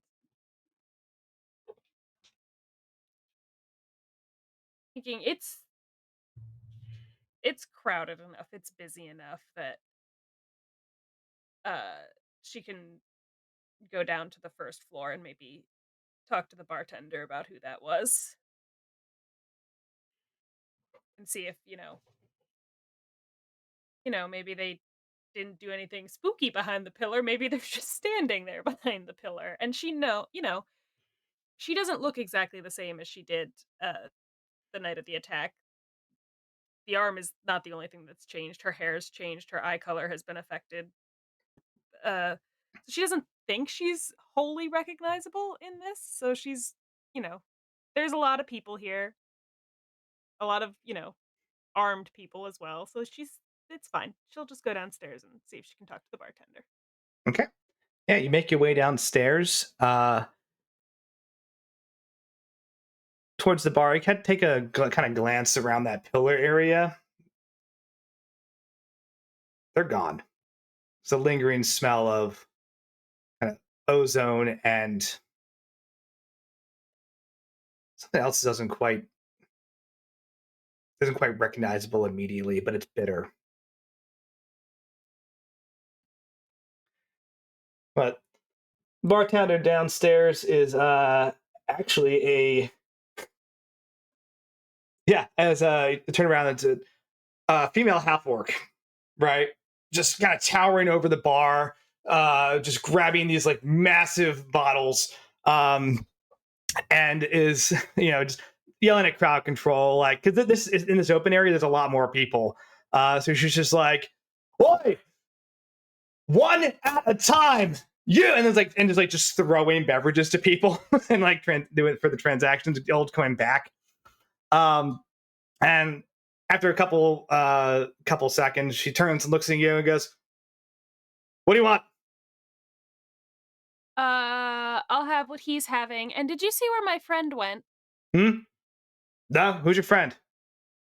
Oh, sorry, I've had a couple of these. I can't. His name is like right here. Tall, fucked up eyes, two different colors. Was he here long? Somebody told me he was in here. Go ahead and roll a persuade, please. Oh gosh. Okay, my persuasion's actually pretty good. I will roll this. That is not a d20. Where are you? It's a 15. Okay. She says, "Yeah, saw him, walked in, grabbed the beverage, walked out. Looked like he, I don't know, may sat down for a second. Did he talk Over to there." any? I'm supposed to be meeting a group of people, and I don't remember what bar we're supposed to meet at. Did he talk to anybody? Nah, sorry to hear that. Yeah, talk to some like, I don't know, weird looking white haired halfling. They still here? Nah, they scurried out. Sorry. Wish I could help you more. Helped fine. Good luck. Good night. And Lavinia will tip her. Cool. Hey, make sure you take a drink with you. Next. She'll kind of hang out down here for a little bit before slinking back off upstairs to where everyone is. She doesn't think anyone's gonna notice where she's at anyway. Okay. That's right. Brindle at one point actually like notices the portal, the yawning portal, and it clicks, and he's like, "Wait, is that the actual portal?" And then goes to turn to Lavinia to ask, "But you're not around." And then it's like B it goes back to watching B and Volo go at it, but B absolutely, without looking up, says, "Actually, they just named it after your mom." And then goes back to her conversation, pauses, and says, "I'm sorry, I don't actually know if we're that close friends yet. That was really rude of me." it's okay. It might be. I don't know. Oh God. How well do you know? How well do you really know your mother? Uh, It's my mother's birthday. I have to call her. Call your mothers. yes. But oh man. What I'm going to do real quick, actually, as we're kind of transitioning back to the main table, is let's take a quick break, right? As for the next few hours, everyone's talking, laughing, having a good time, and the night's starting to wind down, and people are starting to kind of leave and head out. We'll take a break there, as the night is getting a little quieter and a little more, I don't know, intimate. Let's go with that. But don't go anywhere. We'll be right back in about 10 minutes because I need more coffee. All right. Endearing. You monster. You have snacks? I love snacks. What kind of cookie is that? I'm a mom. I always have snacks. That's fair. And that's why half of my friends are friends with me, is because they know I have snacks. That's why I like hiking with you, because every time I'm just like, oh man, I could use a little bit of nourishment. And you're like, snack parade. And I'm like, yes. There is always an orange somewhere.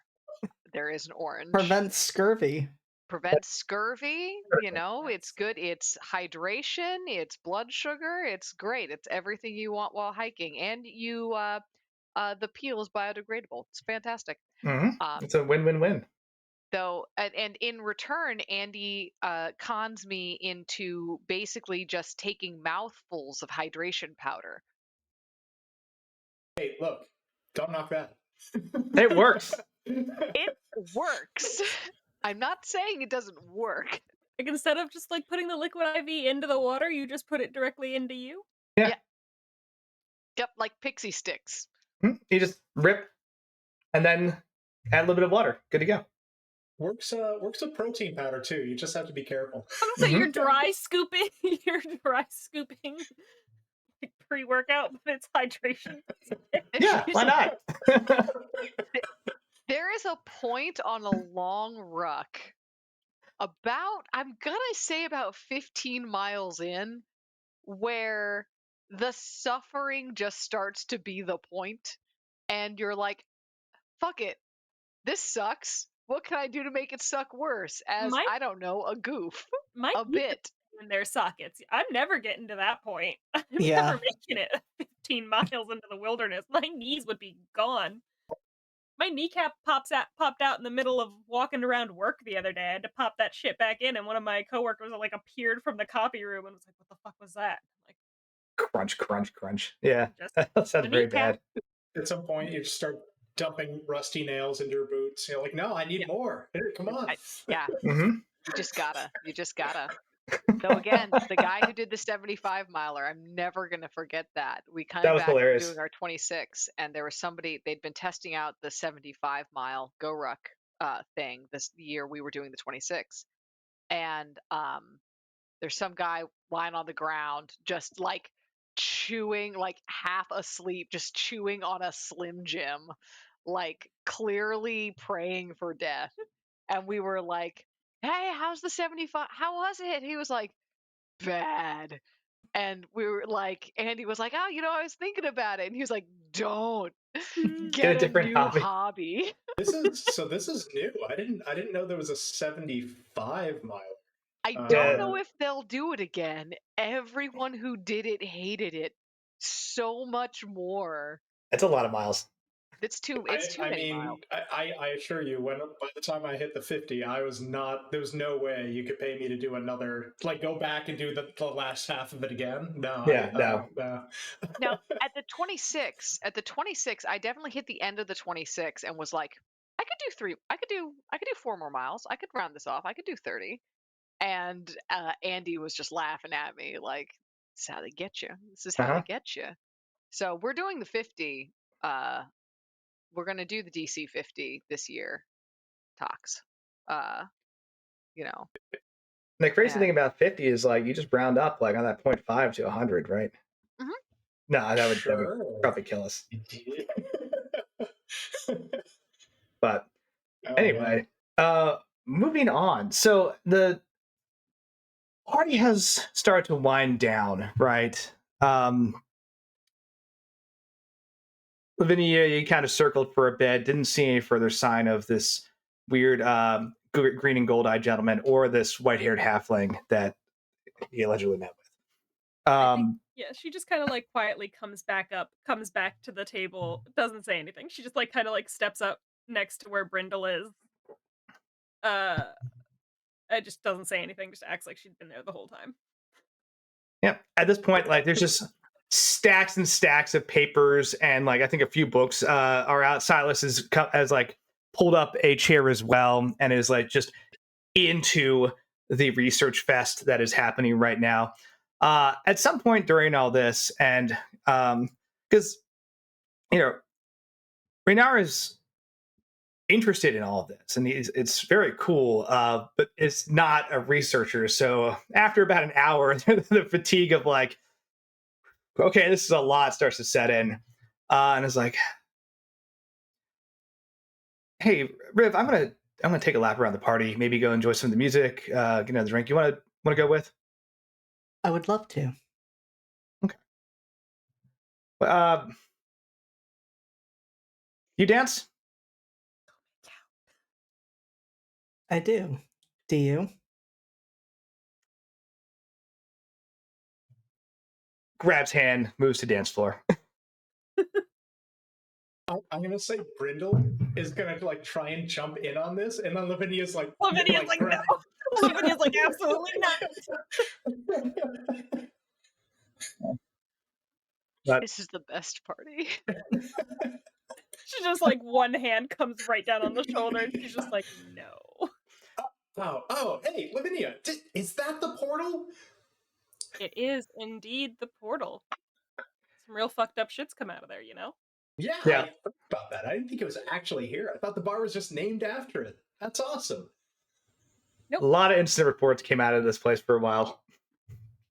My father would be just as horrified to know that I am here as he is horrified to know where I live. Yep.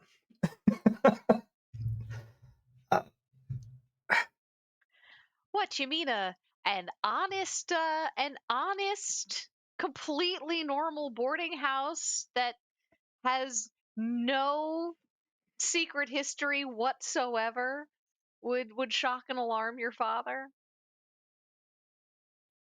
History is not secret. Yeah, I know. That's actually honestly why I chose it, because I knew my mother would never send me letters there. Yeah, I think before my father left the city the first time, because he left and he came back when I turned up, I think he actually might have gone to school with her. Oh, really? Mm-hmm. Oh. Oh, man. That Yeah, would be so awkward to ask, but I really want to know. good luck with that. He's never visiting either. Fair. Wait, what about the boarding house? Hey, good question. Quick litmus test. Do you know what a lady of the night is? They're really good at skulking. Do you know what a hooker is? Yeah, I've heard of one of those. They have Do any you think it has to do with crochet? Or sheep? No, You're a farmer. It's not shepherd. Are hookers crocheters? I had a completely different idea of what they were. What did you think they were? No, prostitute. We're talking about Yeah, prostitute. no, that's what I thought they were. Okay. Yeah. Okay. Oh, you were making it. I see. Yeah, Okay. Is that what a lady of the night is? Yes. It is. Wait, what does this have to do with the house? I don't know get it. What does this have to do with the house? Did you replace the mattress when you moved in? It's a converted whorehouse. The Good Times boarding house? Good Times boarding house used to be the Good Times. Brindle, did you replace your mattress when you moved in, or are you using the mattress she gave You're muted, Julia. You know that makes perfect sense. That makes sense with the name. And no, I did not change the mattress. Well, hopefully you've cleaned the sheets since moving in. But I'm pretty sure she did anyway. But, you know. She said that, she said everything was clean and good when I moved in, so. Hey, there's, you know what? It's a more honest living than some, right? It is. Sure. Yep. Absolutely. At that statement, the sending stone in your pocket, Brindle, you feel a slight vibration.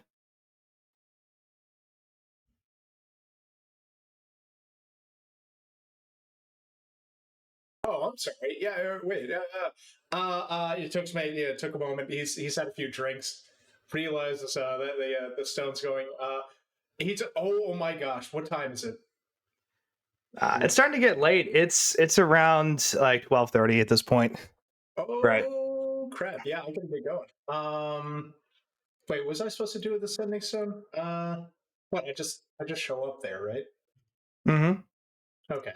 It said, hey, when you get a ping from us on this stone, head to the location and get there in about 20 minutes. Which, cool. For the sake of the map, if you are curious, you're at the intersection of Brindle Is Brendel going to make it? Oh yeah, no, you have plenty of time. You're at the intersection of Cook Street and Rain Run Street. And further down the dock ward, you're literally just going to walk almost straight south about 5 blocks. And you'll be where you need to be. Oh, so that's not so bad then. So it's actually just, it's a easy. nice, yeah, nice, simple, easy stroll. All right, that'll give me a little bit of time to say bye to people on the way out, I guess. Or look for a moment where everybody's distracted and just disappear. Yes. Both are like good. That one. You gonna Irish goodbye us? Heck yeah. Mhm. Brindle goodbye. Where is... I don't know where the map is, but anyway, yep. Okay, sounds good. Yeah, Brindle kind of keeps quiet about the thing going off in his pocket, but he notes it, kind of notes the time, and is he's gonna wait for a good time to kind of sneak out. Gotcha. I just pinged you on the map. Oh, I know. I thought I had it up in a tab already. I was gonna jump back over there, but thank you. Gotcha. If you're curious, you can type in the Yawning Portal and actually ping the location, and then you'll head south down Gut Alley, and it's actually a little area off of Jewelbuck Alley and Fish Street. All right. Down by the What dock could board. possibly go wrong in Gut Alley after midnight? I mean, it's right next to Pickpocket Alley. The dock ward's got a lot going on. You know, I feel I love like it. just in the name of nominative determinism, some city planner should go through and like rename them to something like, I don't know, Sunshine Alley or Friendship like Alley. Friendship I'd like to believe in canon Della, that they that's tried and gentrification. it didn't take. It made it so much worse, actually. It's like that scene from The Matrix. Oh, the first version of Waterdeep, we tried to make people happy. No. They wanted their petty crime and their sinful drinking. So that's why we have Drunk Street and Crime Street. Actually, that might be canon. I don't know. Like that audio of the woman that with would the not deer surprise crossing me. sign. Say what? One of my favorite Never videos mind. that Go exist on the internet is this audio from a radio show where this woman called in to say that she thought that they should Can move everybody the deer. else hear Julia? Oh, can Della not hear me? Apparently not. Apparently. Can you say again? Can you hear me, Della? I can hear you now. I don't know Okay. what the hell. I don't know what the hell. That's weird. Haunted. Apologies. I am. Haunted stream. But no, it's this woman called into this radio station to say that they should move deer crossing signs to crosswalks. And the woman and the guy on the radio is like, "Ma'am, do you think the deer are looking for those signs?" And she's like, "Well, yeah. And I always get into accidents with deer right around those signs." And they're like, "Ma'am, I'll find it. It's one of my favorite I love that. audios that exist on the internet." So yeah, you're deep in your research, right? Lavinia, you're still kind of keeping an eye around the bar for like other things. You've noticed that like a lot of people have cleared out, right? This is normal, that around Waterdeep, like if you want to go out and party past 2 a.m., there are places you can absolutely do it. But a lot of places will start to like wind down around like that midnight 1:30 time frame. And then the after parties start in like crazy locations. But having shown up at a few that were getting a little too crazy with too much just flying magic for, lights and sounds. But Riv, you're out dancing. And again, this is just for funsies. Go ahead and throw up a form check. I was wondering if you were going to ask me for that. Oh, that's I got an 18. I got a 15. Okay. You're both solid dancers, right? Like there's no like, oh wow, you're stepping on your own. Like no, you are both having fun and it's effortless, right? I'll turn the scene over to you for just for a moment. What kind of dancing?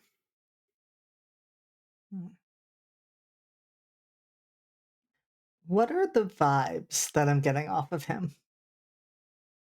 Roll insight.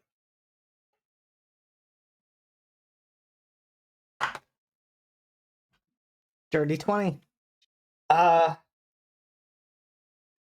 Definitely having a blast, right? Definitely enjoying your company. There's some pretty strong flirtatious vibes coming off, right? So yeah, I feel pretty confident about that. So, I mean, I think it would make sense that, we start off as you do when you're kind of trying to figure that out with, some faster songs, those opportunities to have some casual touching. And as this has gone on, Riv has taken any and every opportunity they have to be closer and make it clear that they're reciprocating that interest. But I think by the time we see them in this moment, I'm almost envisioning, why do all dancing styles just like leave my head in the moment I try to think of them? I am thinking something actually a little more elegant, like showing off the fact that they have these skills. Not just kind of out there to party, but out there being partners. Okay. Yeah, Rainier says, "Oh, you're a fantastic dancer. You know a lot of the common dances in a lot of the dances in Waterdeep. That's phenomenal. Style's great. Let's see how you handle a waltz, though." Oh, I can handle the waltz. Oh, go ahead and lead. They are all for that. They don't even hesitate. They step into that role. Cool. And Renar's like, hell yeah, it just gets into the vibes and is absolutely happy about how this is all going down. You are very, very close. Go ahead and make another perception check with advantage. Ooh, okay. This version of Enter Sandman in the background is making me lose my shit. Waltzing. Fucking incredible. Waltzing to Enter Sandman. This better be the background. The fucking flirtation, man! Ugh! Off to Neverember land. No. No regrets. No. You should have regrets. Not a single one. You can record what I said and put it on the internet. I don't regret a thing. Wait. That is a 21. 21. Cool. As you're dancing, you notice like I said, Raynar has a lot of nice clothing and jewelry, right? It's not as ostentatious, but it is a reflection on somebody who is wealthy, right? You can tell that by like even when you're dancing, you can like feel the silk of like their jacket, right? You can smell like very elegant colognes that he's wearing. But you also notice a couple times that he's wearing a necklace on a silver chain, right? That looks like it could be some type of locket or storage necklace, right? Not like a heart or anything like that, but just looks like it could be opened up and have something inside of it. And every now and then it will like just kind of move outside of his shirt, and after a couple seconds, he will just kind of like just put it back. Doesn't draw any other attention to it, just readjusts, if you will. But yeah, definitely real silver. And it looks handmade, or at least like personally crafted. I guess like custom. That's the word I'm looking for. Custom. They make note of it, but since he isn't drawing attention, they will not draw attention. Gotcha. You also said it was a. You said you got a 21? Yep. On the back of it is the crest of the Neverember family. You could see from it popping around a little bit.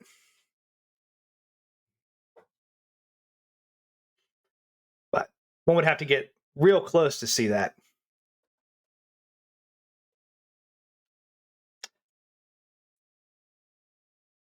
How's the waltz end? What's your finishing move? I mean, I Julia. think Julia. they have to dip him, and Yep. then they have to lean in Twirl and dip. kiss him Oh, solid. in front of everyone. Okay. They're Yeah, that's gonna be the bold. that's the move. Turn, twirl, dip, going for the kiss. Boom. The bar explodes. Just in the shower of just like lights from the bartender who lights up another one of those Waterdeep bombers as like the sparks and fireworks go off in the background. Solid. You definitely hear B yell, "Hell yeah, get it, Sledge!" I think Brindle at that point that he'd do like a woo. Gone. Runs away. You're welcome, Brindle. Thank you. Fantastic distraction. That's exactly the distraction I needed to get out of there. So Very cool. Yeah, you recover from that, and Rainier says, "You know, if you were serious about spending some time together," and he pulls a small blue pebble out of his pocket. Says, "Here, sending stone." Riv Keep the mate. accepts it. They do seem genuinely surprised and say, "You honor me." This is one of the best evenings I've had in a very long time. I feel thank you for that. exactly the same way. I didn't realize how much I needed this. Once your play start, I'd love to come see it. I would love that for you as well. We open in, God knows I will one day remember my notes, 2 days. Yes, 2 that days. was the image in my head. Yes, we open in 2 nights. Okay, I'll be there.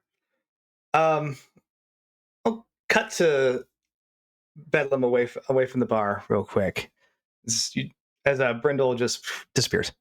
Right after that pretty solid kiss. Right? Really, you're out in the streets of Waterdeep. Brindle would have also snagged some food on the way out. Couple drinks to go, right? No. He's like, oh crap! I've been drinking a whole bunch. I gotta go to this job I kind of forgot about. So he grabs like a leg of something and a piece of bread and like gets out the door. You know, as they're probably cleaning up the food from this event or whatever it was.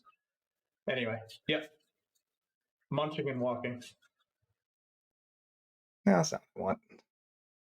Sorry. Wrong Zach. So. There we go. All right. So you're heading down the street. All right. You know where you got to go. Waterdeep at night is also. Start reading the comments. Waterdeep at night is fascinating too, right?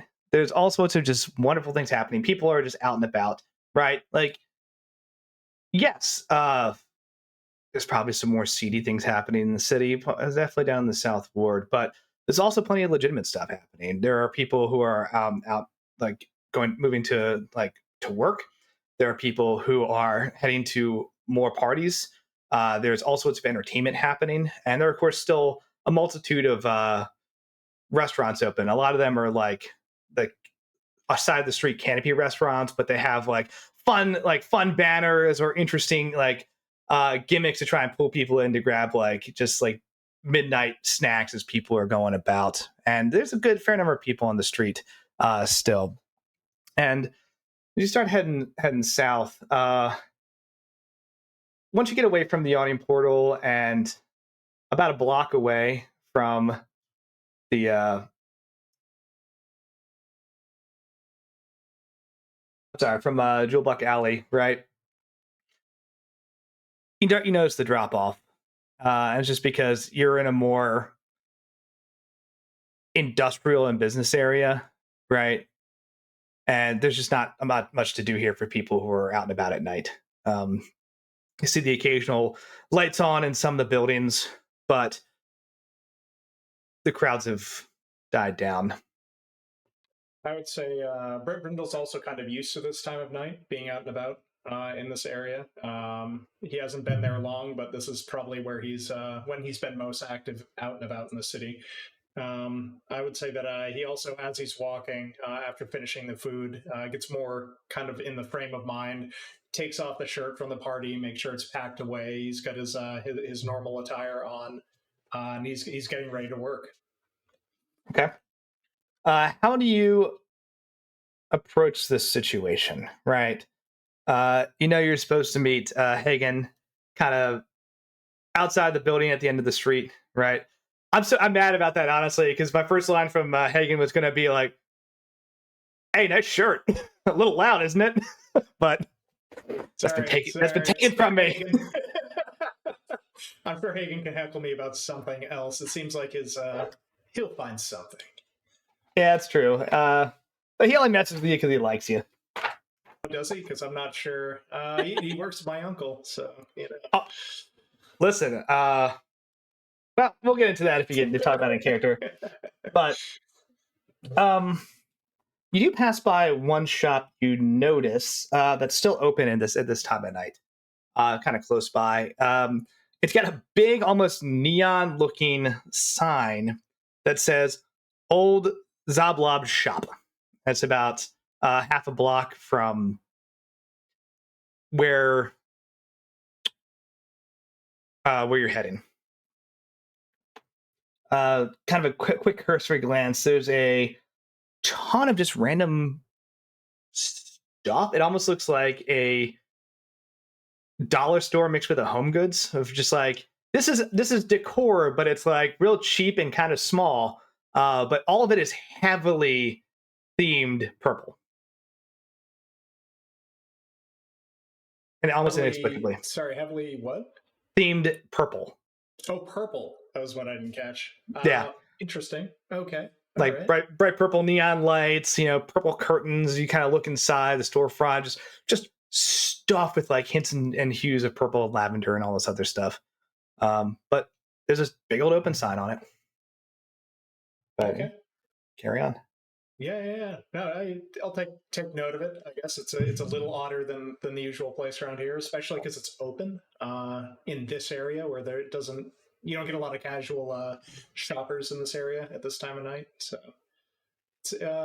immediate thoughts from Brindle are that it might be a front for something. Like it might not actually be legitimate. Maybe they're selling other things, or they're there for some other reason. But you say it's about half a block from where I'm going, so It doesn't seem related at the moment. But yeah, no, just odd for something to be open down here. Yeah, but.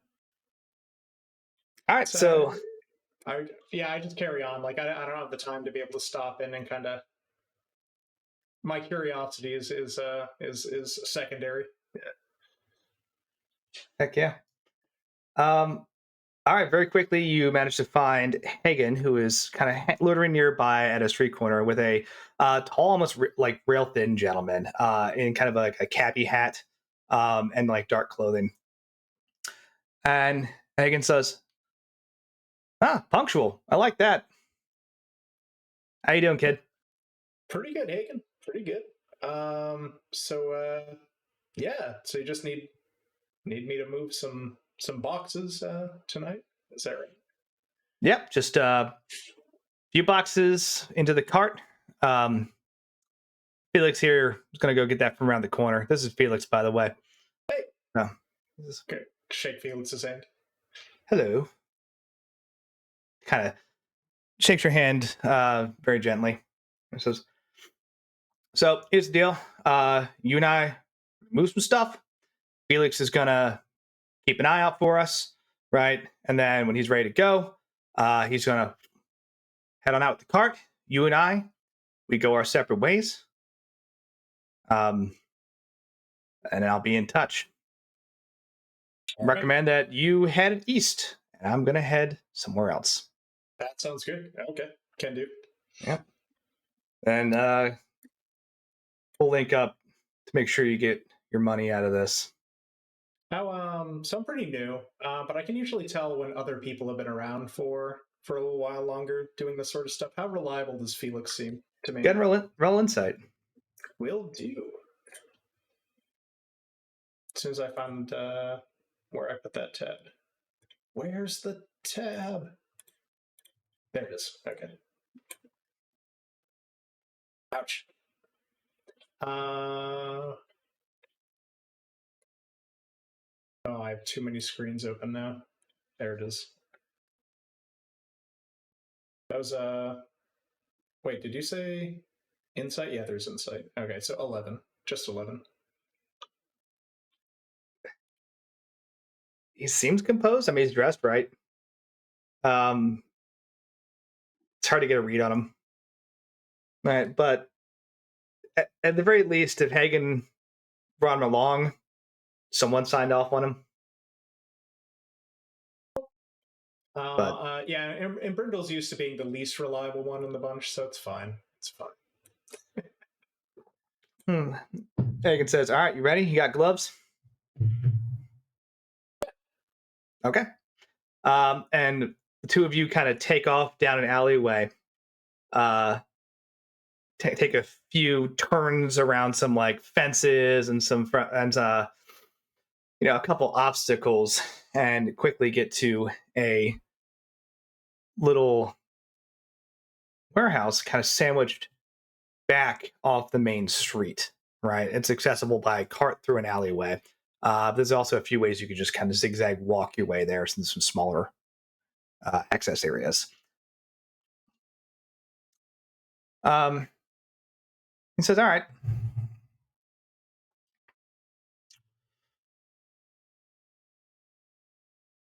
this should be pretty low threat.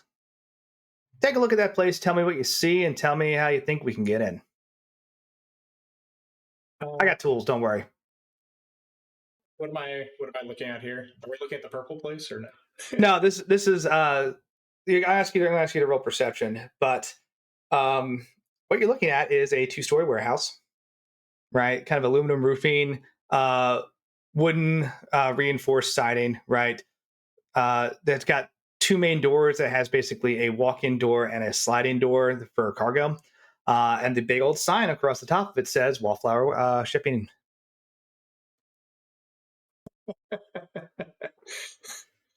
Oh, that's great. Okay. So Brindle eyes it up. And it's I guess I'll roll perception, but like, because first questions are going to be like, does it seem obviously locked? Are there large sliding doors for cargo? Is there like normal sized doors for entry? Like, is it for getting big stuff in and out, or does it seem like a relatively more like office style building, or something with a lot of like floors and regular sized rooms? Or yeah, like what kind of entrances are we looking at here? What'd you roll on perception? Well, let me do it. My perception is 8. Okay, so nothing jumps out at you, but yeah, you've got a main employee door, you have a cargo sliding door, you have windows on the second floor that you could theoretically scale and open, right? You got a couple options. Okay. You could do this elegantly. Like anybody's there? Is it What's dark? Staffed? Or any lights are on? No. Okay. Because I do have a premise for just walking in there if there were people, and that was his first thought. But so I think on that roll of perception, Brindle would probably suggest not really thinking about Hagen, but thinking about himself, that he could probably climb up there and get into one of those windows that are probably unlocked. So yeah, I don't know, Hagen. I feel like I could probably get up and through one of those windows up there. I don't know. What don't really see much else about this place. What do you think? Low security. Not a lot of fields of view. We're pretty isolated back here. So, yeah, give it a whirl. Okay. Go ahead and roll athletics for me. Yeah, sure. I'll try to scale the building. Yeah. I wish I had a better perception roll because it's probably a better way in. So, oh my gosh, these rolls. Where's that nat 20 I had earlier when I was messing around? Athletics for him is going to be also an 11. okay. It's not pretty, but you get up there, right? You've got time on your side. You don't have any security concerns in terms of like people discovering you. Hagen's kind of playing lookout in addition to Felix elsewhere. And kind of gives you a you got a handhold there. Scrambling going on, some scuffling, some not a very professional entrance into the building. Yeah. Mm-hmm. But kind of red faced and puffing, like you get there and then, like on the window ledge and like try the window, slides open. Okay. So yeah, I hop inside and take a look around. Don't really need a whole lot of light. Got that good half elf low light vision, I think. So yeah, am I just in a room? Am I up on like a catwalk over like a warehouse area? Like what are we?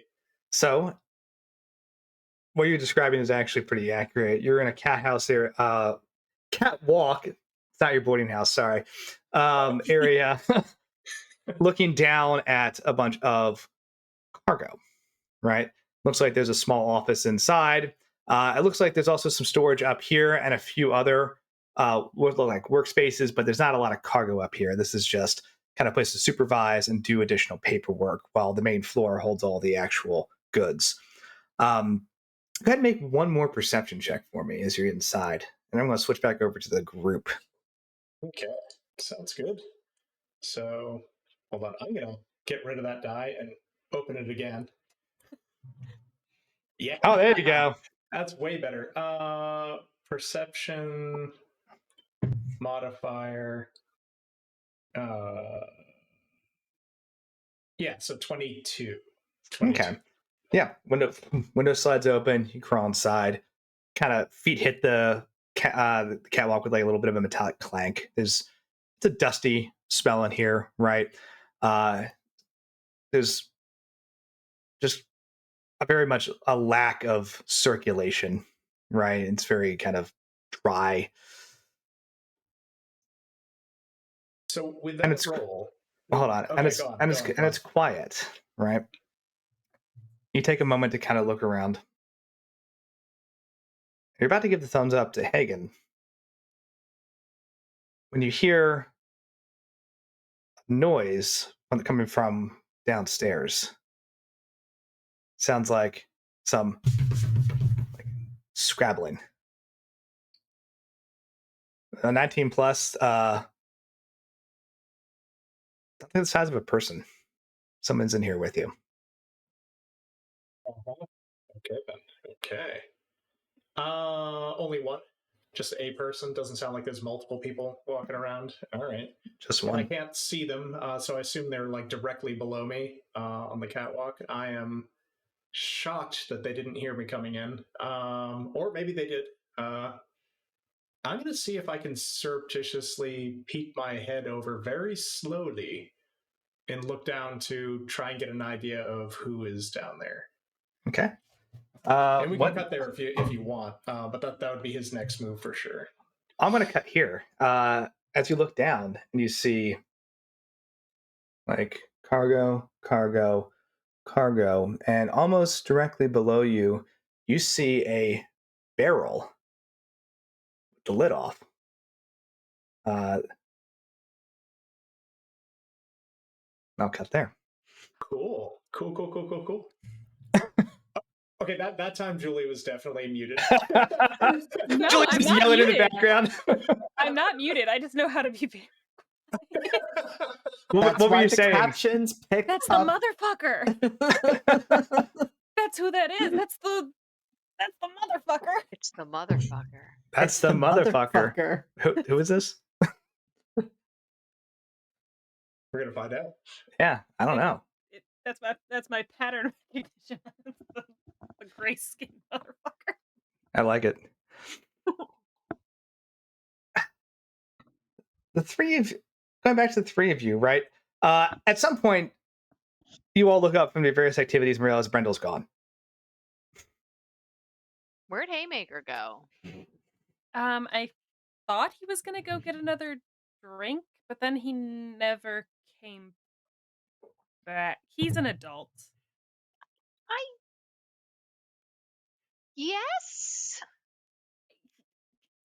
Yeah, he's an adult. You're right. I'm sure he'll figure. Lavinia gestures vaguely over at where Riv is still on the dance floor. He might have found someone. There's someone for everyone. I don't know. He's gone. Yeah, that's true. Volo and Silas both at this point are like jackets off, like sleeves rolled up, and like most of the bar has dispersed as you have just a mountain of research and maps in front of you, and it's just like this is. Oh, I was supposed to. Oh, I was supposed to do a speech. That's fine. I'm sure. I signed all the books. That was the. Oh man. You could still do a speech. There's still like 15 people here. I'll save it for I don't know, maybe an academy lecture day or something. That way it has more impact. It's not about me talking; it's about people actually learning something. I could just talk forever, but what's the point, right? Just I don't want to just hear myself say things. Well, sometimes I do, but let's be honest, it's not helpful to anybody. Right. So when are we going to the City of the Dead? When's that happening? When are we gonna go when are we gonna go, I don't know, I figure fuck take around it. and desecrate some graves? Oh no! Wait, that we can't. No, I like the joke. It is in fact a joke. I have no intention. I do not need a curse. Oh, There are a lot of things I don't need in my life. I don't need a curse. I don't need to get on the wrong side of Waterdeep law, which is its own curse. I don't need a whole lot of other shit. mm-hmm. No, that's more. I know you're joking. It's more for the guards that work there are not particularly funny. Yeah. So just, but honestly, like a couple days just to compile all this, make sure we have our notes ready and in order. I figure you and Silas on your end can make sure you have a list of everything you want to check based on all of this that we talked about. I'll develop my own list, and then we go in ready to research. Absolutely. I feel like hey Silas, do you think we can requisition some like artifacts? Do you reckon they'll let us get away with that? Do you think we can requisition like some cool stuff? Well, I mean, the request form for any artifacts from the academy usually have to be filed about 10 days prior to use, but there is a waiver policy. So uh, I'm sure in a case like this, we could probably get something a little faster. What did you have in mind? So what I have in mind, so there's this uh this like looking glass that essentially will sort of show you specific resonances, magic resonances, that I would really love to borrow. Yeah, we can put the paperwork in tomorrow, and if Dr. Firefall is okay with that, I think that would be fine. Amazing, because I can, if I don't have to be casting that spell every like 15 minutes, that would be amazing if I just had the thing that did the thing.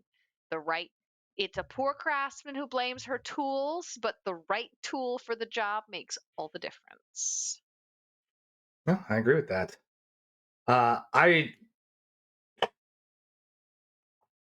I really do need to call it a night. Um, it's super important to maintain a regular sleep schedule, and I unfortunately tonight have not done that. So, and I'm happy with the results that we've made, but I have to get going. But I will take care of the paperwork first thing tomorrow. That would be amazing. That would be amazing. Thank you for coming out. It was great to see you. Yeah, this was fun. This was Yeah, it was nice to get a break from the routine. absolutely. Absolutely. Well, I'll see you at work tomorrow. Get home Of safe. course. And he gathers up his things, shakes hands with everyone, says, "I had a lovely time. Nice meeting you." And he heads out the door, leaving just you, Volo, Lavinia, Riv, and oh jeez, Renair. Sorry. How could you forget my new boyfriend? There's so many NPCs on this note card that are in the scene technically, but they've all dispersed. um, Volo says to be, I think Silas is right. I think we should take a pause here and start to wrap up for the night. I agree. I Right. agree. It's been a lot of fun, but we have I've got a shift tomorrow. I don't know about how about you, Scotch? You got the early shift, or are you gonna get to sleep in? Same time as always. Riv, are you coming back home tonight? Well, I would assume so, but I suppose that depends. I wasn't gonna make any assumptions. Uh, Rainier looks at you, looks at the group, and just says, B is doing scandalous things with her eyebrows. Like just really obnoxious. Drunk, obnoxious aunt. just says, like looks at your eyebrows and just like,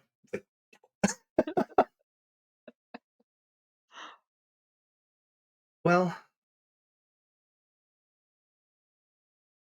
I know you're busy. I know I have a lot going on tomorrow. So eventually we should call it a night. But I wouldn't mind going for a walk or something after this. Just kind of wind down for the evening.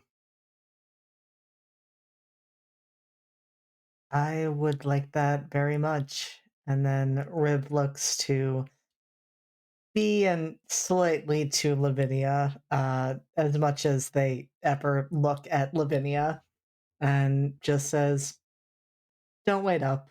I'll be home at some point."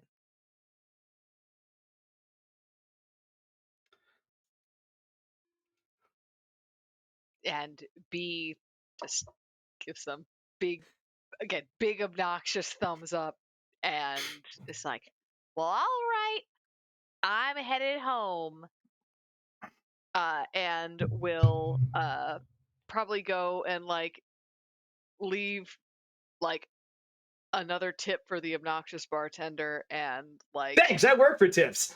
it's like- I like to and think that he says that every time he gets a tip. I'm obligated. It's on the wall. I have to. Some places they sing, some places I just say thanks. I work for tips, but it's true. I don't get paid very well, but like the tips, they really make up for it. So you're funding my dream. that's very capitalism is a nightmare. Let's Got to pay and rent. You want a bomber to go? I will die. I do not have an advanced liver. Fair enough. um and how about you, Scotch? Yeah, I'm coming. I'll just be one moment. And I think Lavinia turns as if she's just like gathering her things, but she's standing next to Riv, and she's just like,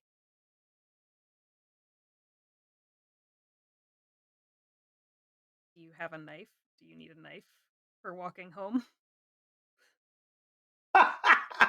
Just not loudly, just quietly.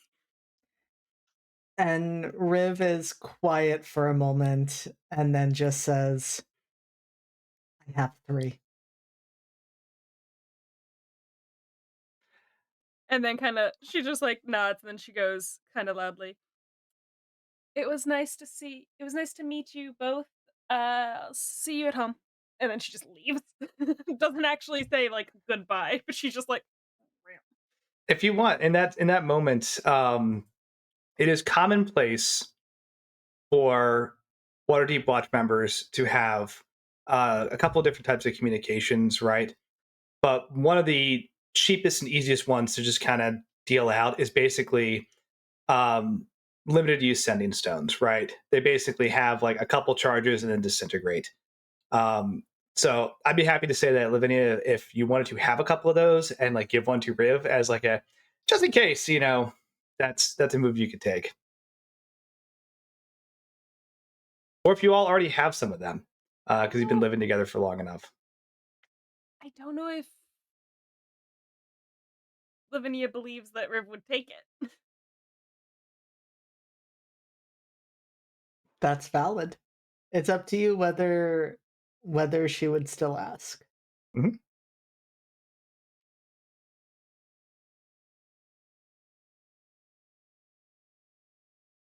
I'll say this too. You know better than other people that Waterdeep, especially down here, can get a little crazy at night. Yeah. You've seen the reports. You've seen the kind of stuff that's out there. That doesn't always mean it's bad, but like you're more exposed to it than others.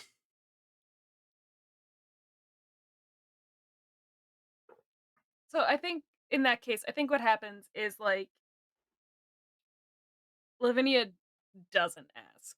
What she does instead is when she goes to say her goodbye, she reaches across the table, she shakes hands with Volo, she shakes hands with Rainier. She's like, "It was nice to meet you. It was nice to meet you." And then Riv is probably like, "What the fresh fuck is this?" She takes Riv's hand to shake it, even though she's like, so she's got in one hand, and then in the other hand she like cups. No, she can't. She's just like, uh, "I'll see you at home," and she leaves it there, and then she just leaves before they can do anything about it. She's like, Oh, I mean, bye. as soon as Riv feels it in their hand, like they are very quickly tucking it away. Just like, goodbye. Cool. Rethinking all of the relationships in their life tonight. Like, I read the newspaper a lot. I think it's weird that the son of one of the most prominent members of our government doesn't seem to give a shit. I think he's a little weird. I'm not gonna say Maybe that I in front of like him. weird. Oh, is that who that was? Is that why I know his face? Lavinia is just like filling in B on all the God. Oh my Yeah. God. Yeah. Is Slick gonna be in the paper? Oh, Like- 100%. Slick is already gonna be. Riv is. They are writing right now. There were 3 reporters there, B. There were Oh my 3 God. reporters there. Riv is gonna be in the newspapers and the tabloids. They're gonna be probably excited about the tabloids and really upset about the papers.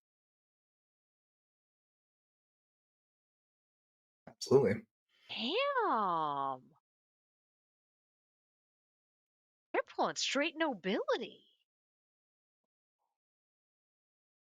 Does he I'm gonna count up as my nobility game. anymore? His father is gone. He hasn't taken up the mantle. He doesn't care. There's another woman running the city right now.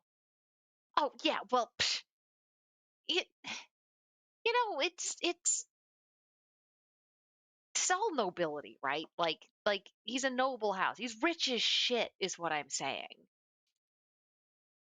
He is rich. And like, I don't know. he doesn't have to. He can say all he wants, like, "Oh, I don't want power. I don't want power. I don't want power." He does. Yeah, he does. He wants the power to. He wants the ability to not want power. And yeah, okay. Now I see why you were kind of concerned about Yeah. all of that. And now I'm kind of concerned about all of that. I didn't have concerns, and now I have concerns. I didn't mean to worry you, but it's just like, he's kind of a weird dude. Yeah. I'm not worried about him.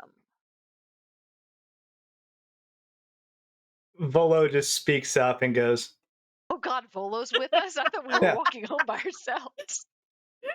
I think he's just still hanging around. He's like, Oh, that's with fair. us. you know what? Not to pry, but it does sound like an adventure. Their date? No, what B said. Sneaking off through the dark streets of Waterdeep.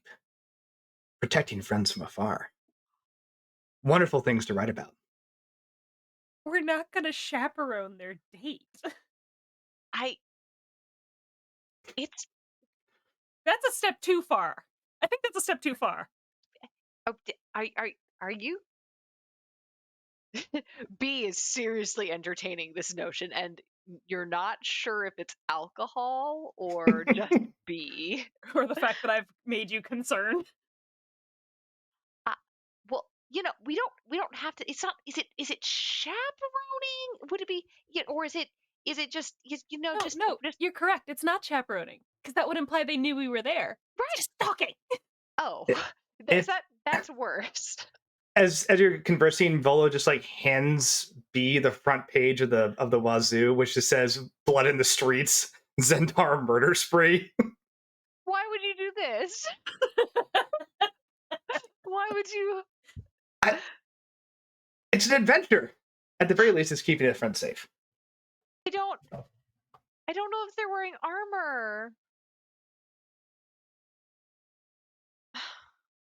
We don't have to go. We can call it a night. I'm sure they'll be fine. They've got more than one knife. I checked. But B, I just wanted to let you know, B, that after all the support you gave me, I just wanted to make sure that you knew you were supported by me as well. Right. So Thank you, Volo. Thank you.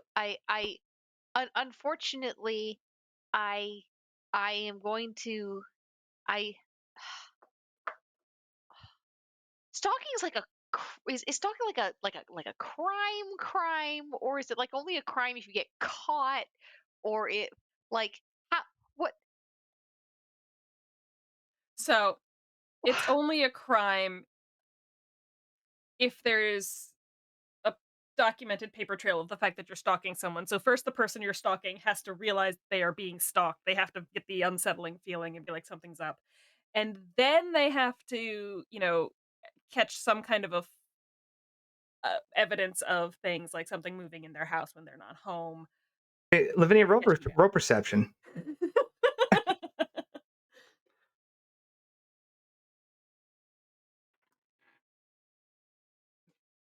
20. You got that feeling again that you're being watched. Okay. So if we're good enough at it, no crime has happened. That's what the chat's saying. What I'm hearing you saying is that if I'm good enough at it, no crime has been committed. Nobody's that good at it. And Lavinia kind of like, she doesn't yell, but she raises her voice kind of pointedly as she says, nobody's that good at stalking. People can always tell when they're being watched.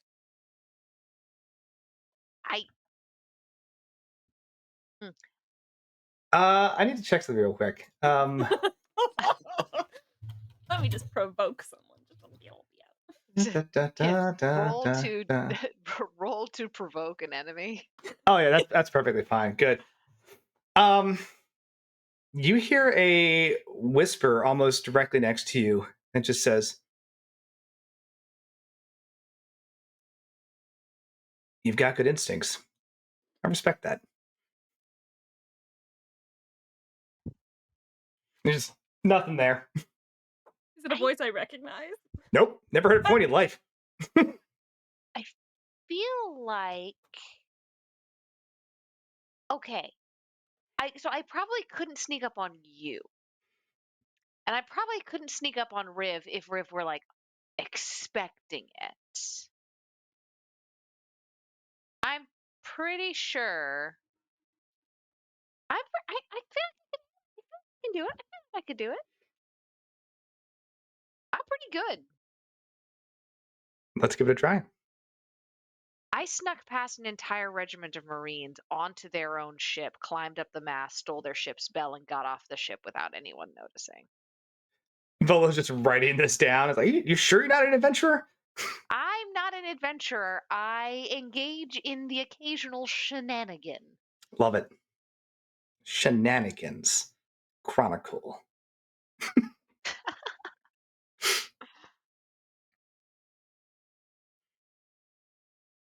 Well, are we calling it a night, or are we... I don't think Lavinia's gonna go with them if they're gonna stalk Riv. That's fair. Especially now that she's got all this bullshit going on. She's like, I'm going home. I'm not doing this tonight. Hey, I get it. I appreciate you coming out. I really do. Thank you for inviting me. I do appreciate it. And she looks at Volo again because it was technically his party. She's like, and thank you for hosting. It was a wonderful time. Honestly, phenomenal to meet you. And I appreciate your insight as someone who's on the watch and has a very good perspective of some of the complications in Waterdeep. I really do like that a lot. I'd love to talk more.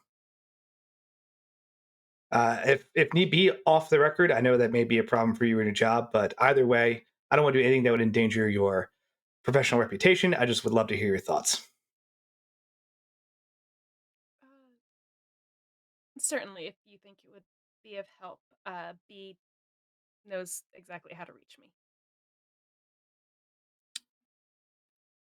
Have a lovely night. Thank you. You too. Have fun, you guys. I'm not bailing you out if you get caught. I appreciate that. There's a legal fund at both the Masons Guild and the university. So Yep. I'm It'll covered. just be a lesson you have to learn. I appreciate your forthrightness.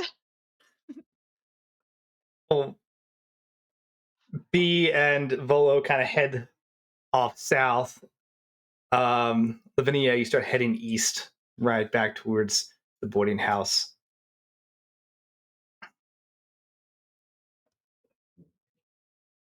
Brindle, you got an open barrel, I sure do. humanoid size. Her patter of feet moving around the warehouse below you.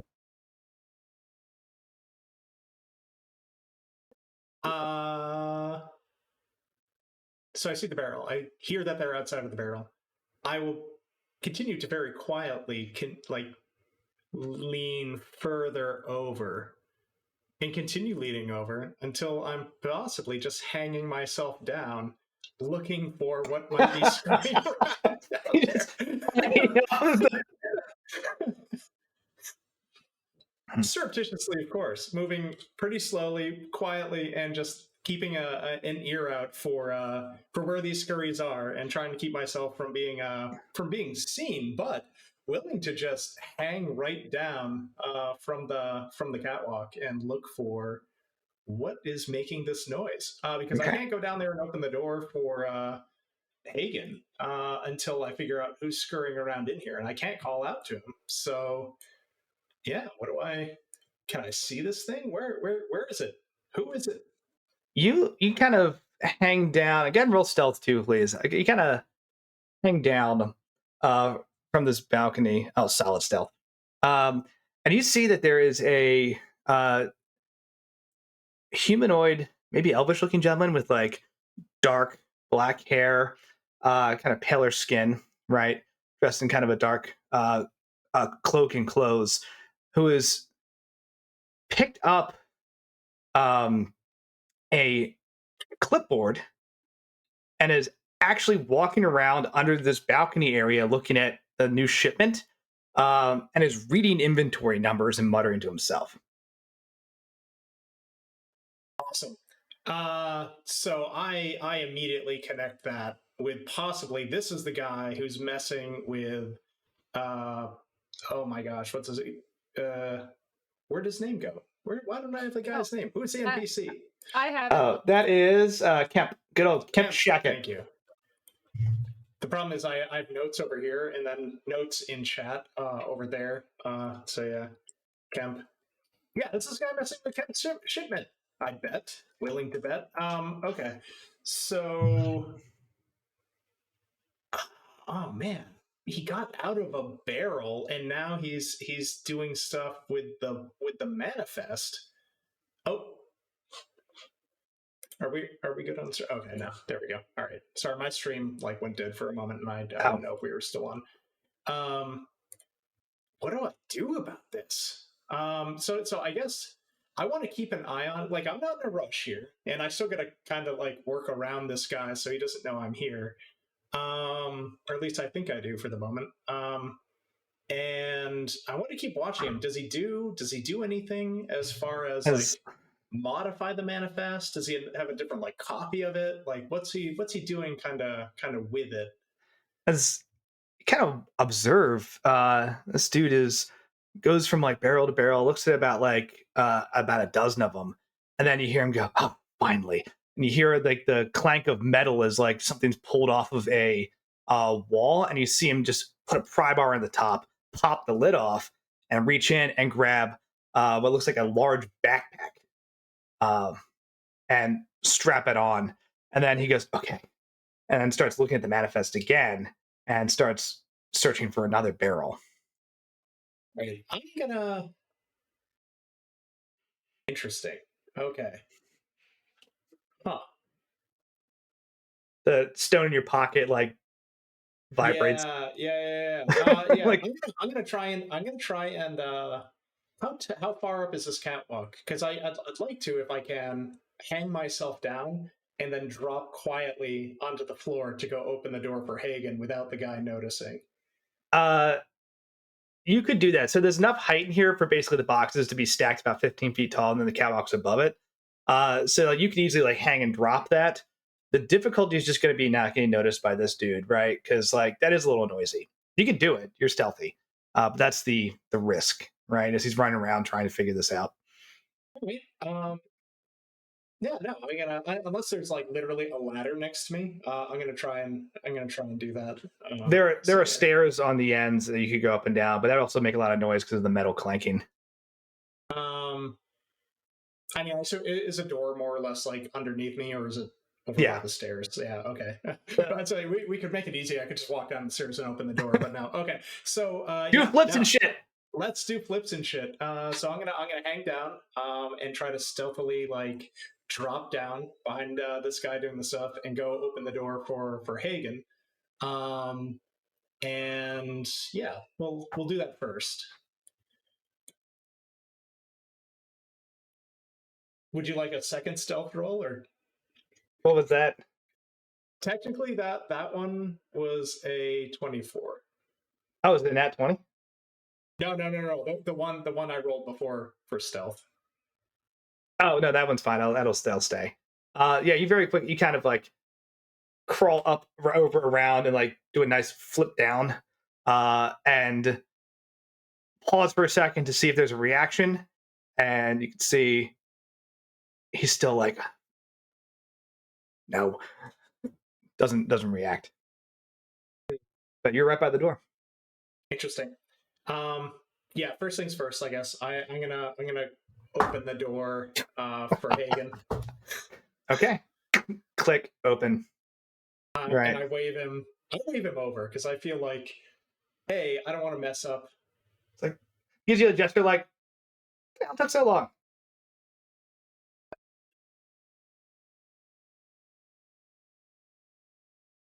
Wave him over. Wave him over. I can.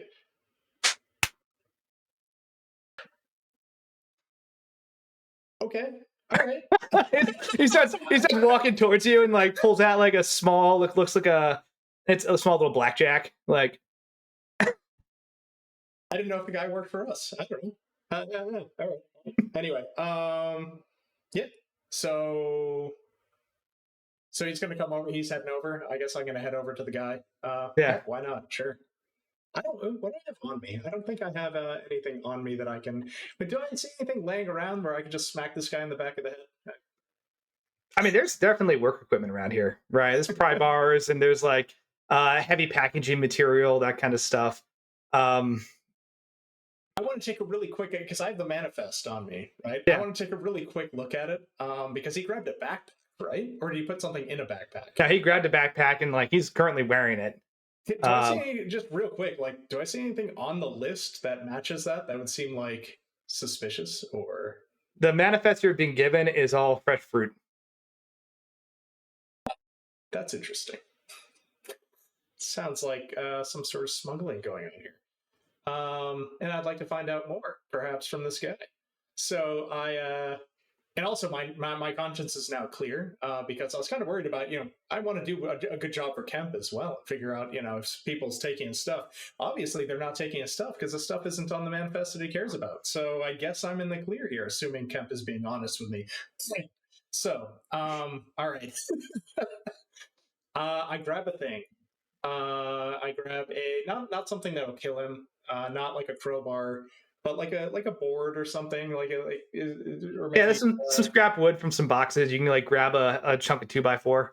Yeah, 2x4 sounds perfect. Okay. And I'm going to sneak up on the guy and try to incapacitate him. Certainly don't want to kill him. So. Oh man! All right, go ahead and roll stealth one more time. I mean, this is what Hagen. I assume this is what Hagen was saying. 17. Is not aware of you. Nice. Go ahead and you can roll to attack if you like with advantage, and you can sneak attack and deal non-lethal damage if you want. I would like to do all of those things. Yeah. Yes, please. Thank you. All right. So, wait, what am I rolling for an attack? It's been a while since I did D&D combat. This is going to be it's improvised weapon, but I'll give it to you because it's basically going to be dexterity plus proficiency modifier. Okay, yeah, I guess I don't have a weapon proficiency in 2x4. It seems silly me, but yeah. All right.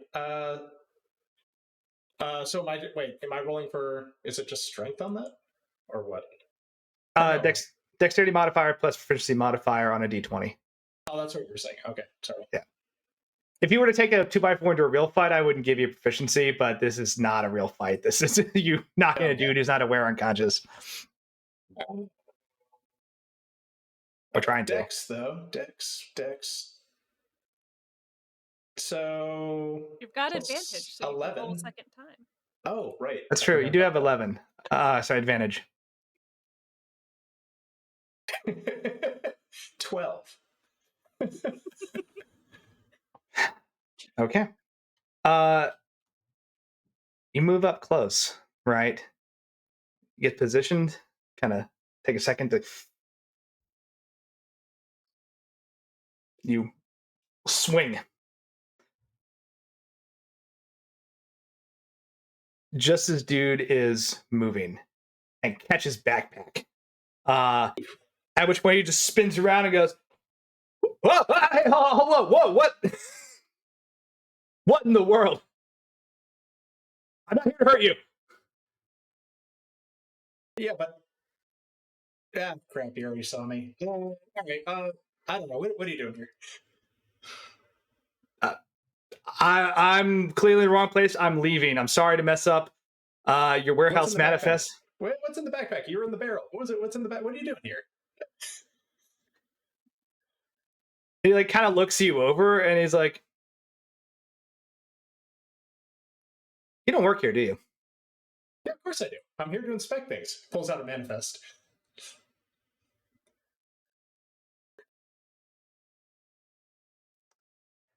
Now, what are you doing here? And why do you have backpacks that aren't on the manifest? Maybe I give you 10 gold and you go your way and I go my way. Where's Hagen? He's still kind of like biding his time outside because he was like, here were the problem before he came in. All right, tell you what. Tell me what's in the backpack first, and then maybe you'll agree. My clothes. What else is in the backpack? 10 gold. All right.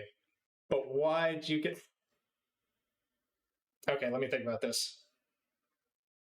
You came in on the barrel, and now you're getting your own clothes out of the backpack so you can skedaddle because you smuggled yourself into the city? Did I mention the 10 gold doesn't come with a lot of questions? You didn't. Can I do a perception check? Is he telling me the truth? This would be insight. But yeah, go ahead and do an insight check. Sorry. Yeah, insight. I'll flash cut. As this is happening, for Riv and Rainier, he said... Sorry, I rolled up. Oh, fucking Redneck one. Phenomenal. Riv and Rainier, as you all head out of the bar, Rainier says, hey, I don't know if you've seen it, but they're doing the preparation for Fleet's Wake. They've got a lot of the lights and props up already. They're doing some of the testing at night to make sure it's going to be good for when they actually do the parades. Want to go take a look? I hadn't heard that at all. I think that would be lovely. Yes. So if you kind of start walking down towards the docks, right? Fun conversation, laughter, right? A lot of callbacks to the night prior, a lot of excitement asking about the show. Getting real perception as you're walking. I'm going to wrap up in a minute because I know we're getting late. 14. Okay. Yeah, you pass by a really interesting looking shop called Old Zoblob Shop with a bunch of purple neon bullshit in the windows, right? That's like just got stuff and like Rainier even points it out and he's like, oh, that's an interesting looking shop. I've seen that so many times, but I don't know who it's open for at this point in time, at this time of the night. But maybe one day we should find out. We can check it out on the way back. I think it's time for an adventure, right? Yeah. So do you want to go in or do you keep walking? I think we'll keep walking. Okay. As you said, we'll get there on the way back. Yeah. For those of you who are following along on the map, also heading straight down good old Gut Alley, get to Jewel Buck Alley and head down Fish Street. On Fish Street, you notice there's a dude. It's like just super tall, skinny, got a cabbie hat. He's sitting at next to a cart that's hooked up to two horses. And he's just smoking a cigarette, and he goes, "Hey," and then just a casual like as you're walking past. Evening. Late night. Yeah, keep him busy.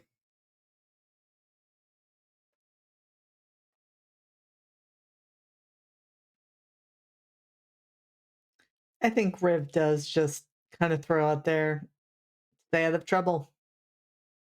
All right, you too. Right.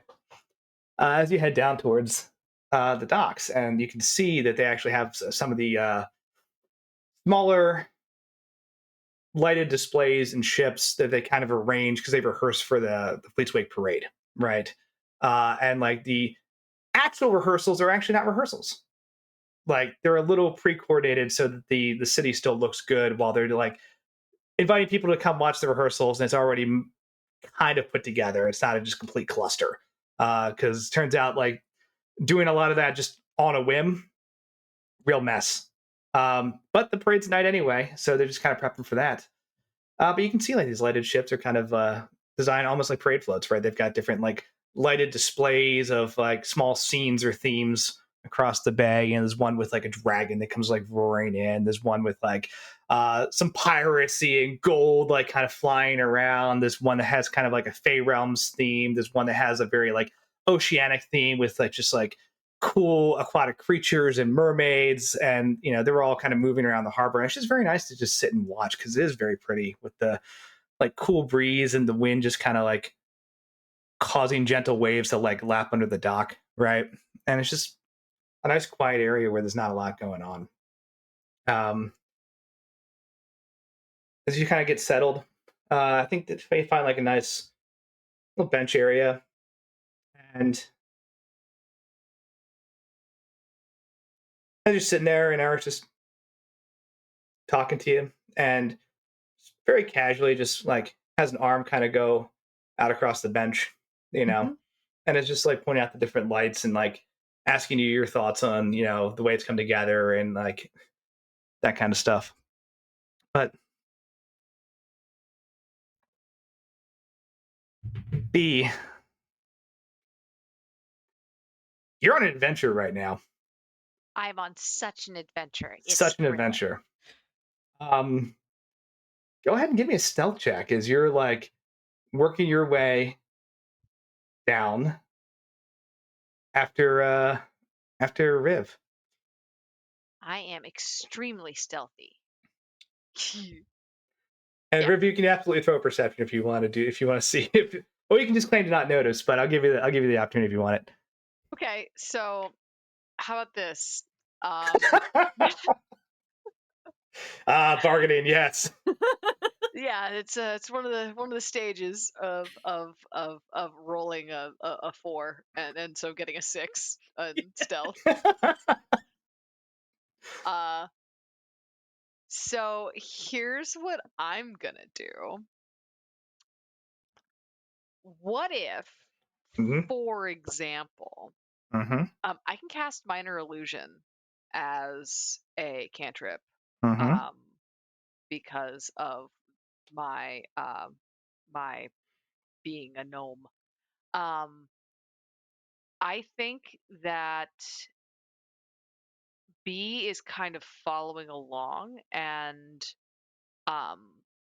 whenever it looks like someone's going, like one of them is going to turn around and like see her, casts Minor Illusion and like over off to the side, like farther away, so that it's like a trash can fell over, or it's a cat, or like something like that, just like a clattering of something elsewhere that's like immediate and distracting, and not, noticing her.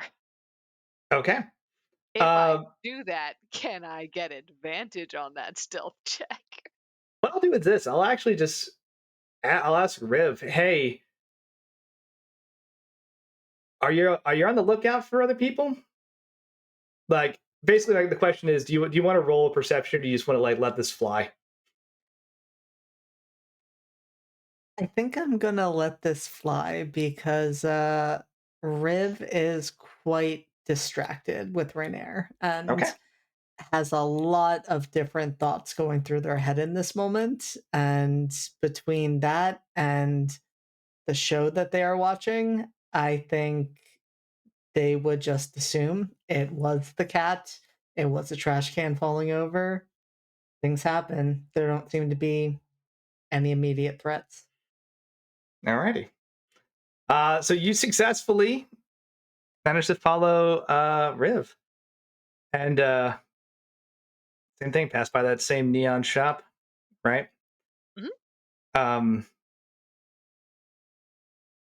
Get a little closer and kind of just find yourself a nice spot to kind of observe this, right? You're basically at like the corner of Fish and Waspierle Alley, right? And about 100 feet down the street is just, like I said, some tall, thin guy with a cabbie hat parked with a cart, smoking a cigarette. Gives you a nod as you walk by, and you just keep on going and get set up. So, Probably doesn't even look twice, just like nods back, continues sneaking. Lavinia, you're heading home. Yep. You're just like, fuck this. All right, cool. Yeah. Somebody just is vaguely threatened me. I'm just gonna send my friends off on their little adventure. I'm just gonna walk myself back home Heck alone. yeah. After making sure my other friends are armed and Why? You could have just said, like, no, come home with me. Absolutely not. And B would absolutely have thought that you meant it as a come on and, would. Your B is not my peer though. B is older than me, and Lavinia would respect that, as she doesn't get to tell you what to do. Does Lavinia know that B is older than her? I feel like we do, because I feel like you're the only one who talks to me. Oh, yeah, that's possible, yeah. That's funny. Yeah, a lot of those thoughts going through your head as you're kind of heading back. And that feeling of being watched and that actual like whisper. You can roll Arcana if you'd like. Oh, I'd love to. But those feelings have both gone away again. Okay. What is my Arcana? Oh, don't do that.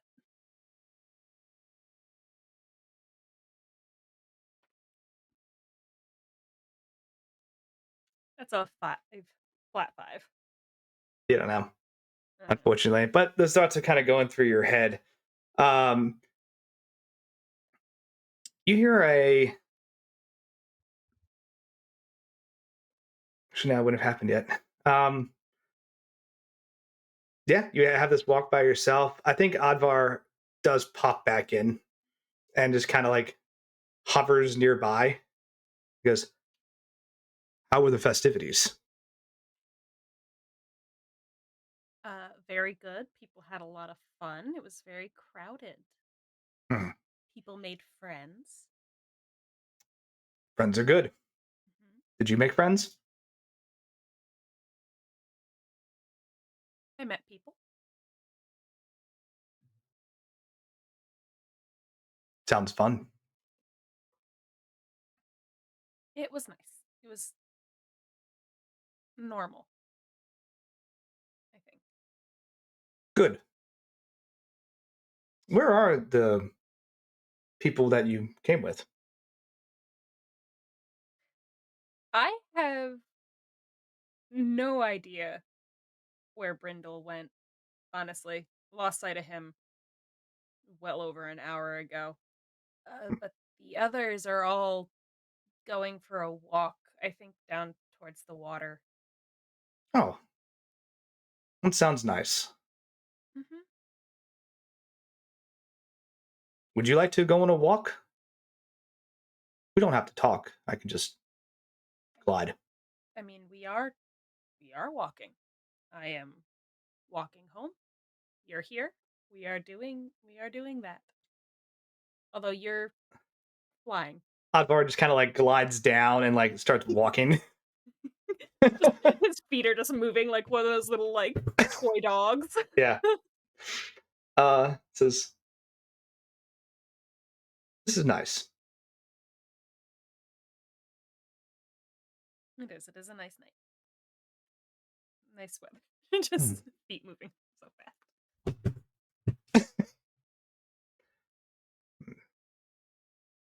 Did you find more golden apples? A whole basket. Good. It sounds like we both had good nights. Would you like one? Sure. It does like a weird like trumpeting noise, and like the apple just kind of like appears in a poof of like sparkle. You're able to catch it.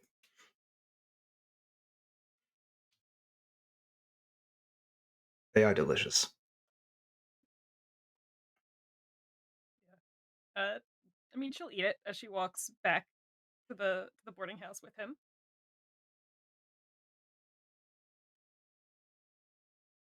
She's like, this is fine. This is nice. This is nice.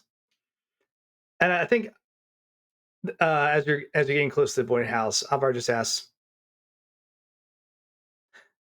"You said you met a lot of people and that people made friends. Are we friends?"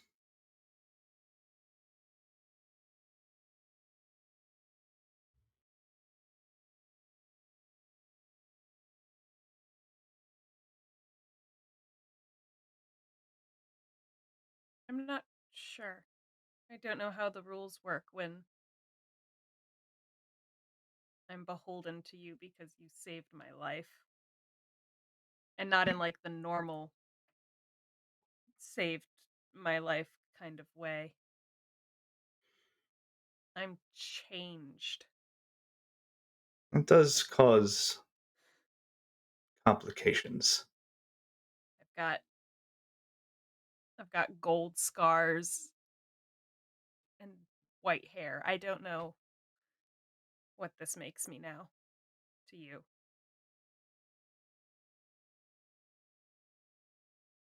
I think we'll find out together.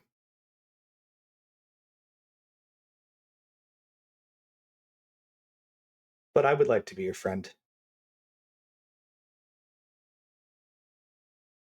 One day. As we'll cut back to Brindle as we kind of wrap up. Brindle, like, hey, 10 gold, take it or leave it, right? And that once Brindle stares at this guy and does everything he can to commit this guy's face to memory.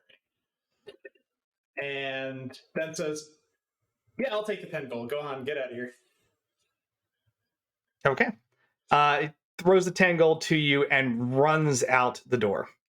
You immediately hear shouting from Higgins. Hagen, who's just like, "Hey, who the hell are you?" You know, and then you hear like a little bit of a commotion, and then you hear the running continue. Brindle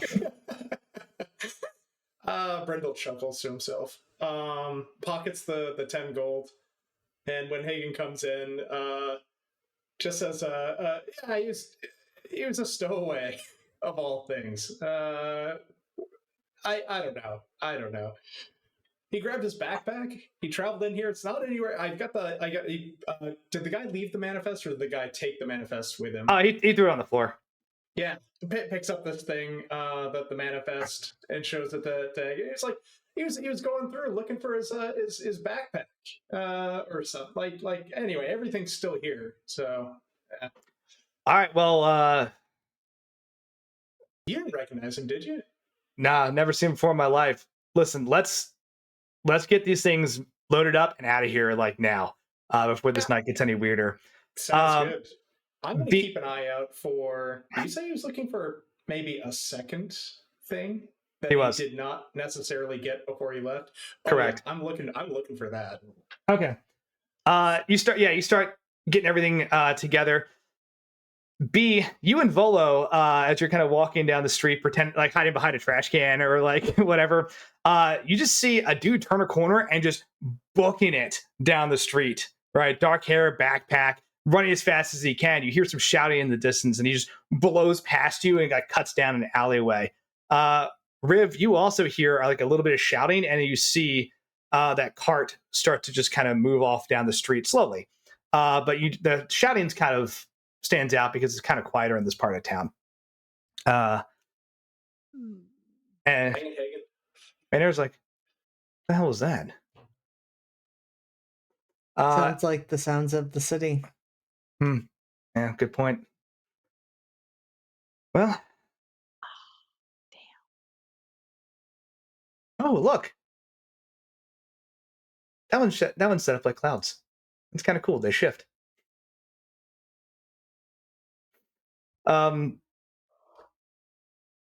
as he is like getting ready to make a decision, as this person's running off, as Felix is moving the cart, as Brindle and Hagen are very quickly like gathering these boxes to get them out of here, as Lavinia is kind of working her way home.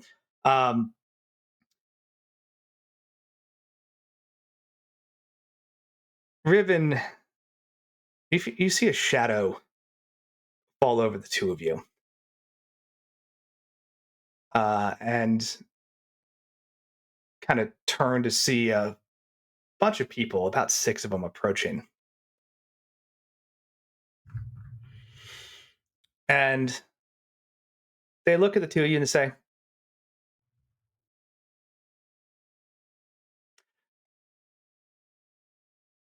hey, you, pointing at Riv, don't know who you are. You can scram. Renair, we got some questions for you. It's in your best interest to walk with us. And I'm going to cut that there. Right? As we kind of fade out again from everything going on in the mess of the city, right?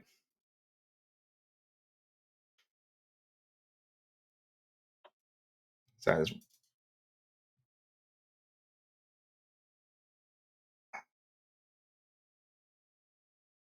We see deep in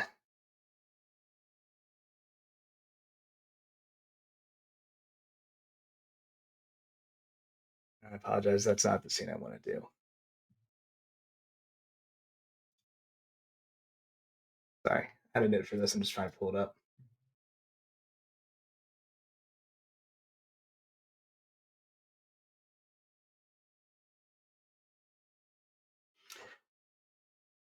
We see in a workshop, right?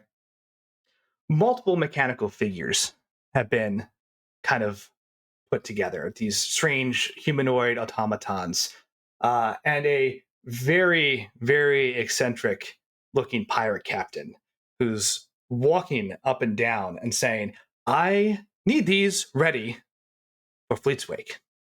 They are critical. This is going to be a top selling item. And there's a small gnome mechanic with a pair of goggles going, look, they're ready to go, but like there's still some problems with the coding. There's a lot of things that I think we should put in as a backup or failsafe. He's like, but ready. I don't care what the cost. My reputation's on this. Well, we need to do a lot of testing and R&Ds. No, we need to have something for the Fleet's Wake celebration. If you can't do that, you are fired. It's as simple as that. But what if they're used to hurt somebody? Well, once we sell the product, it's no longer our problem. And we'll fade away, right? And call a session there. Oh boy. Oh boy. So much is happening. This chart is stupid. I had to look at it like 3 times to make sure I was giving you like the right linear order chart of things. Anyway, let's do a quick outro and call it.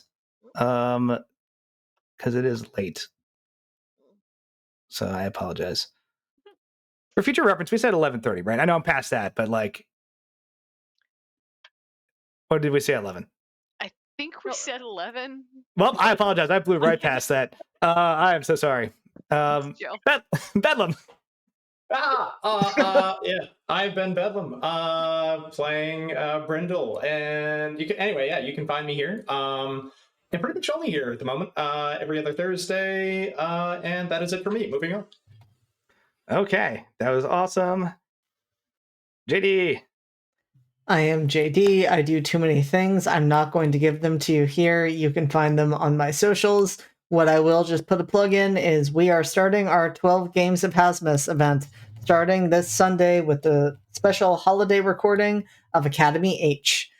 you should be there for that. You should be there for all of the other events that will follow, because we're essentially going to be streaming or running something every night from the 10th up until essentially the end of the year, except for holidays. So check that out. And yes, that is it for me. Heck yeah. Della. Hi, I'm Della. I have been B. You can find me here every Thursday, either at this game or at Redacted. And you will find me next Friday in the Santa Claus's Wife game.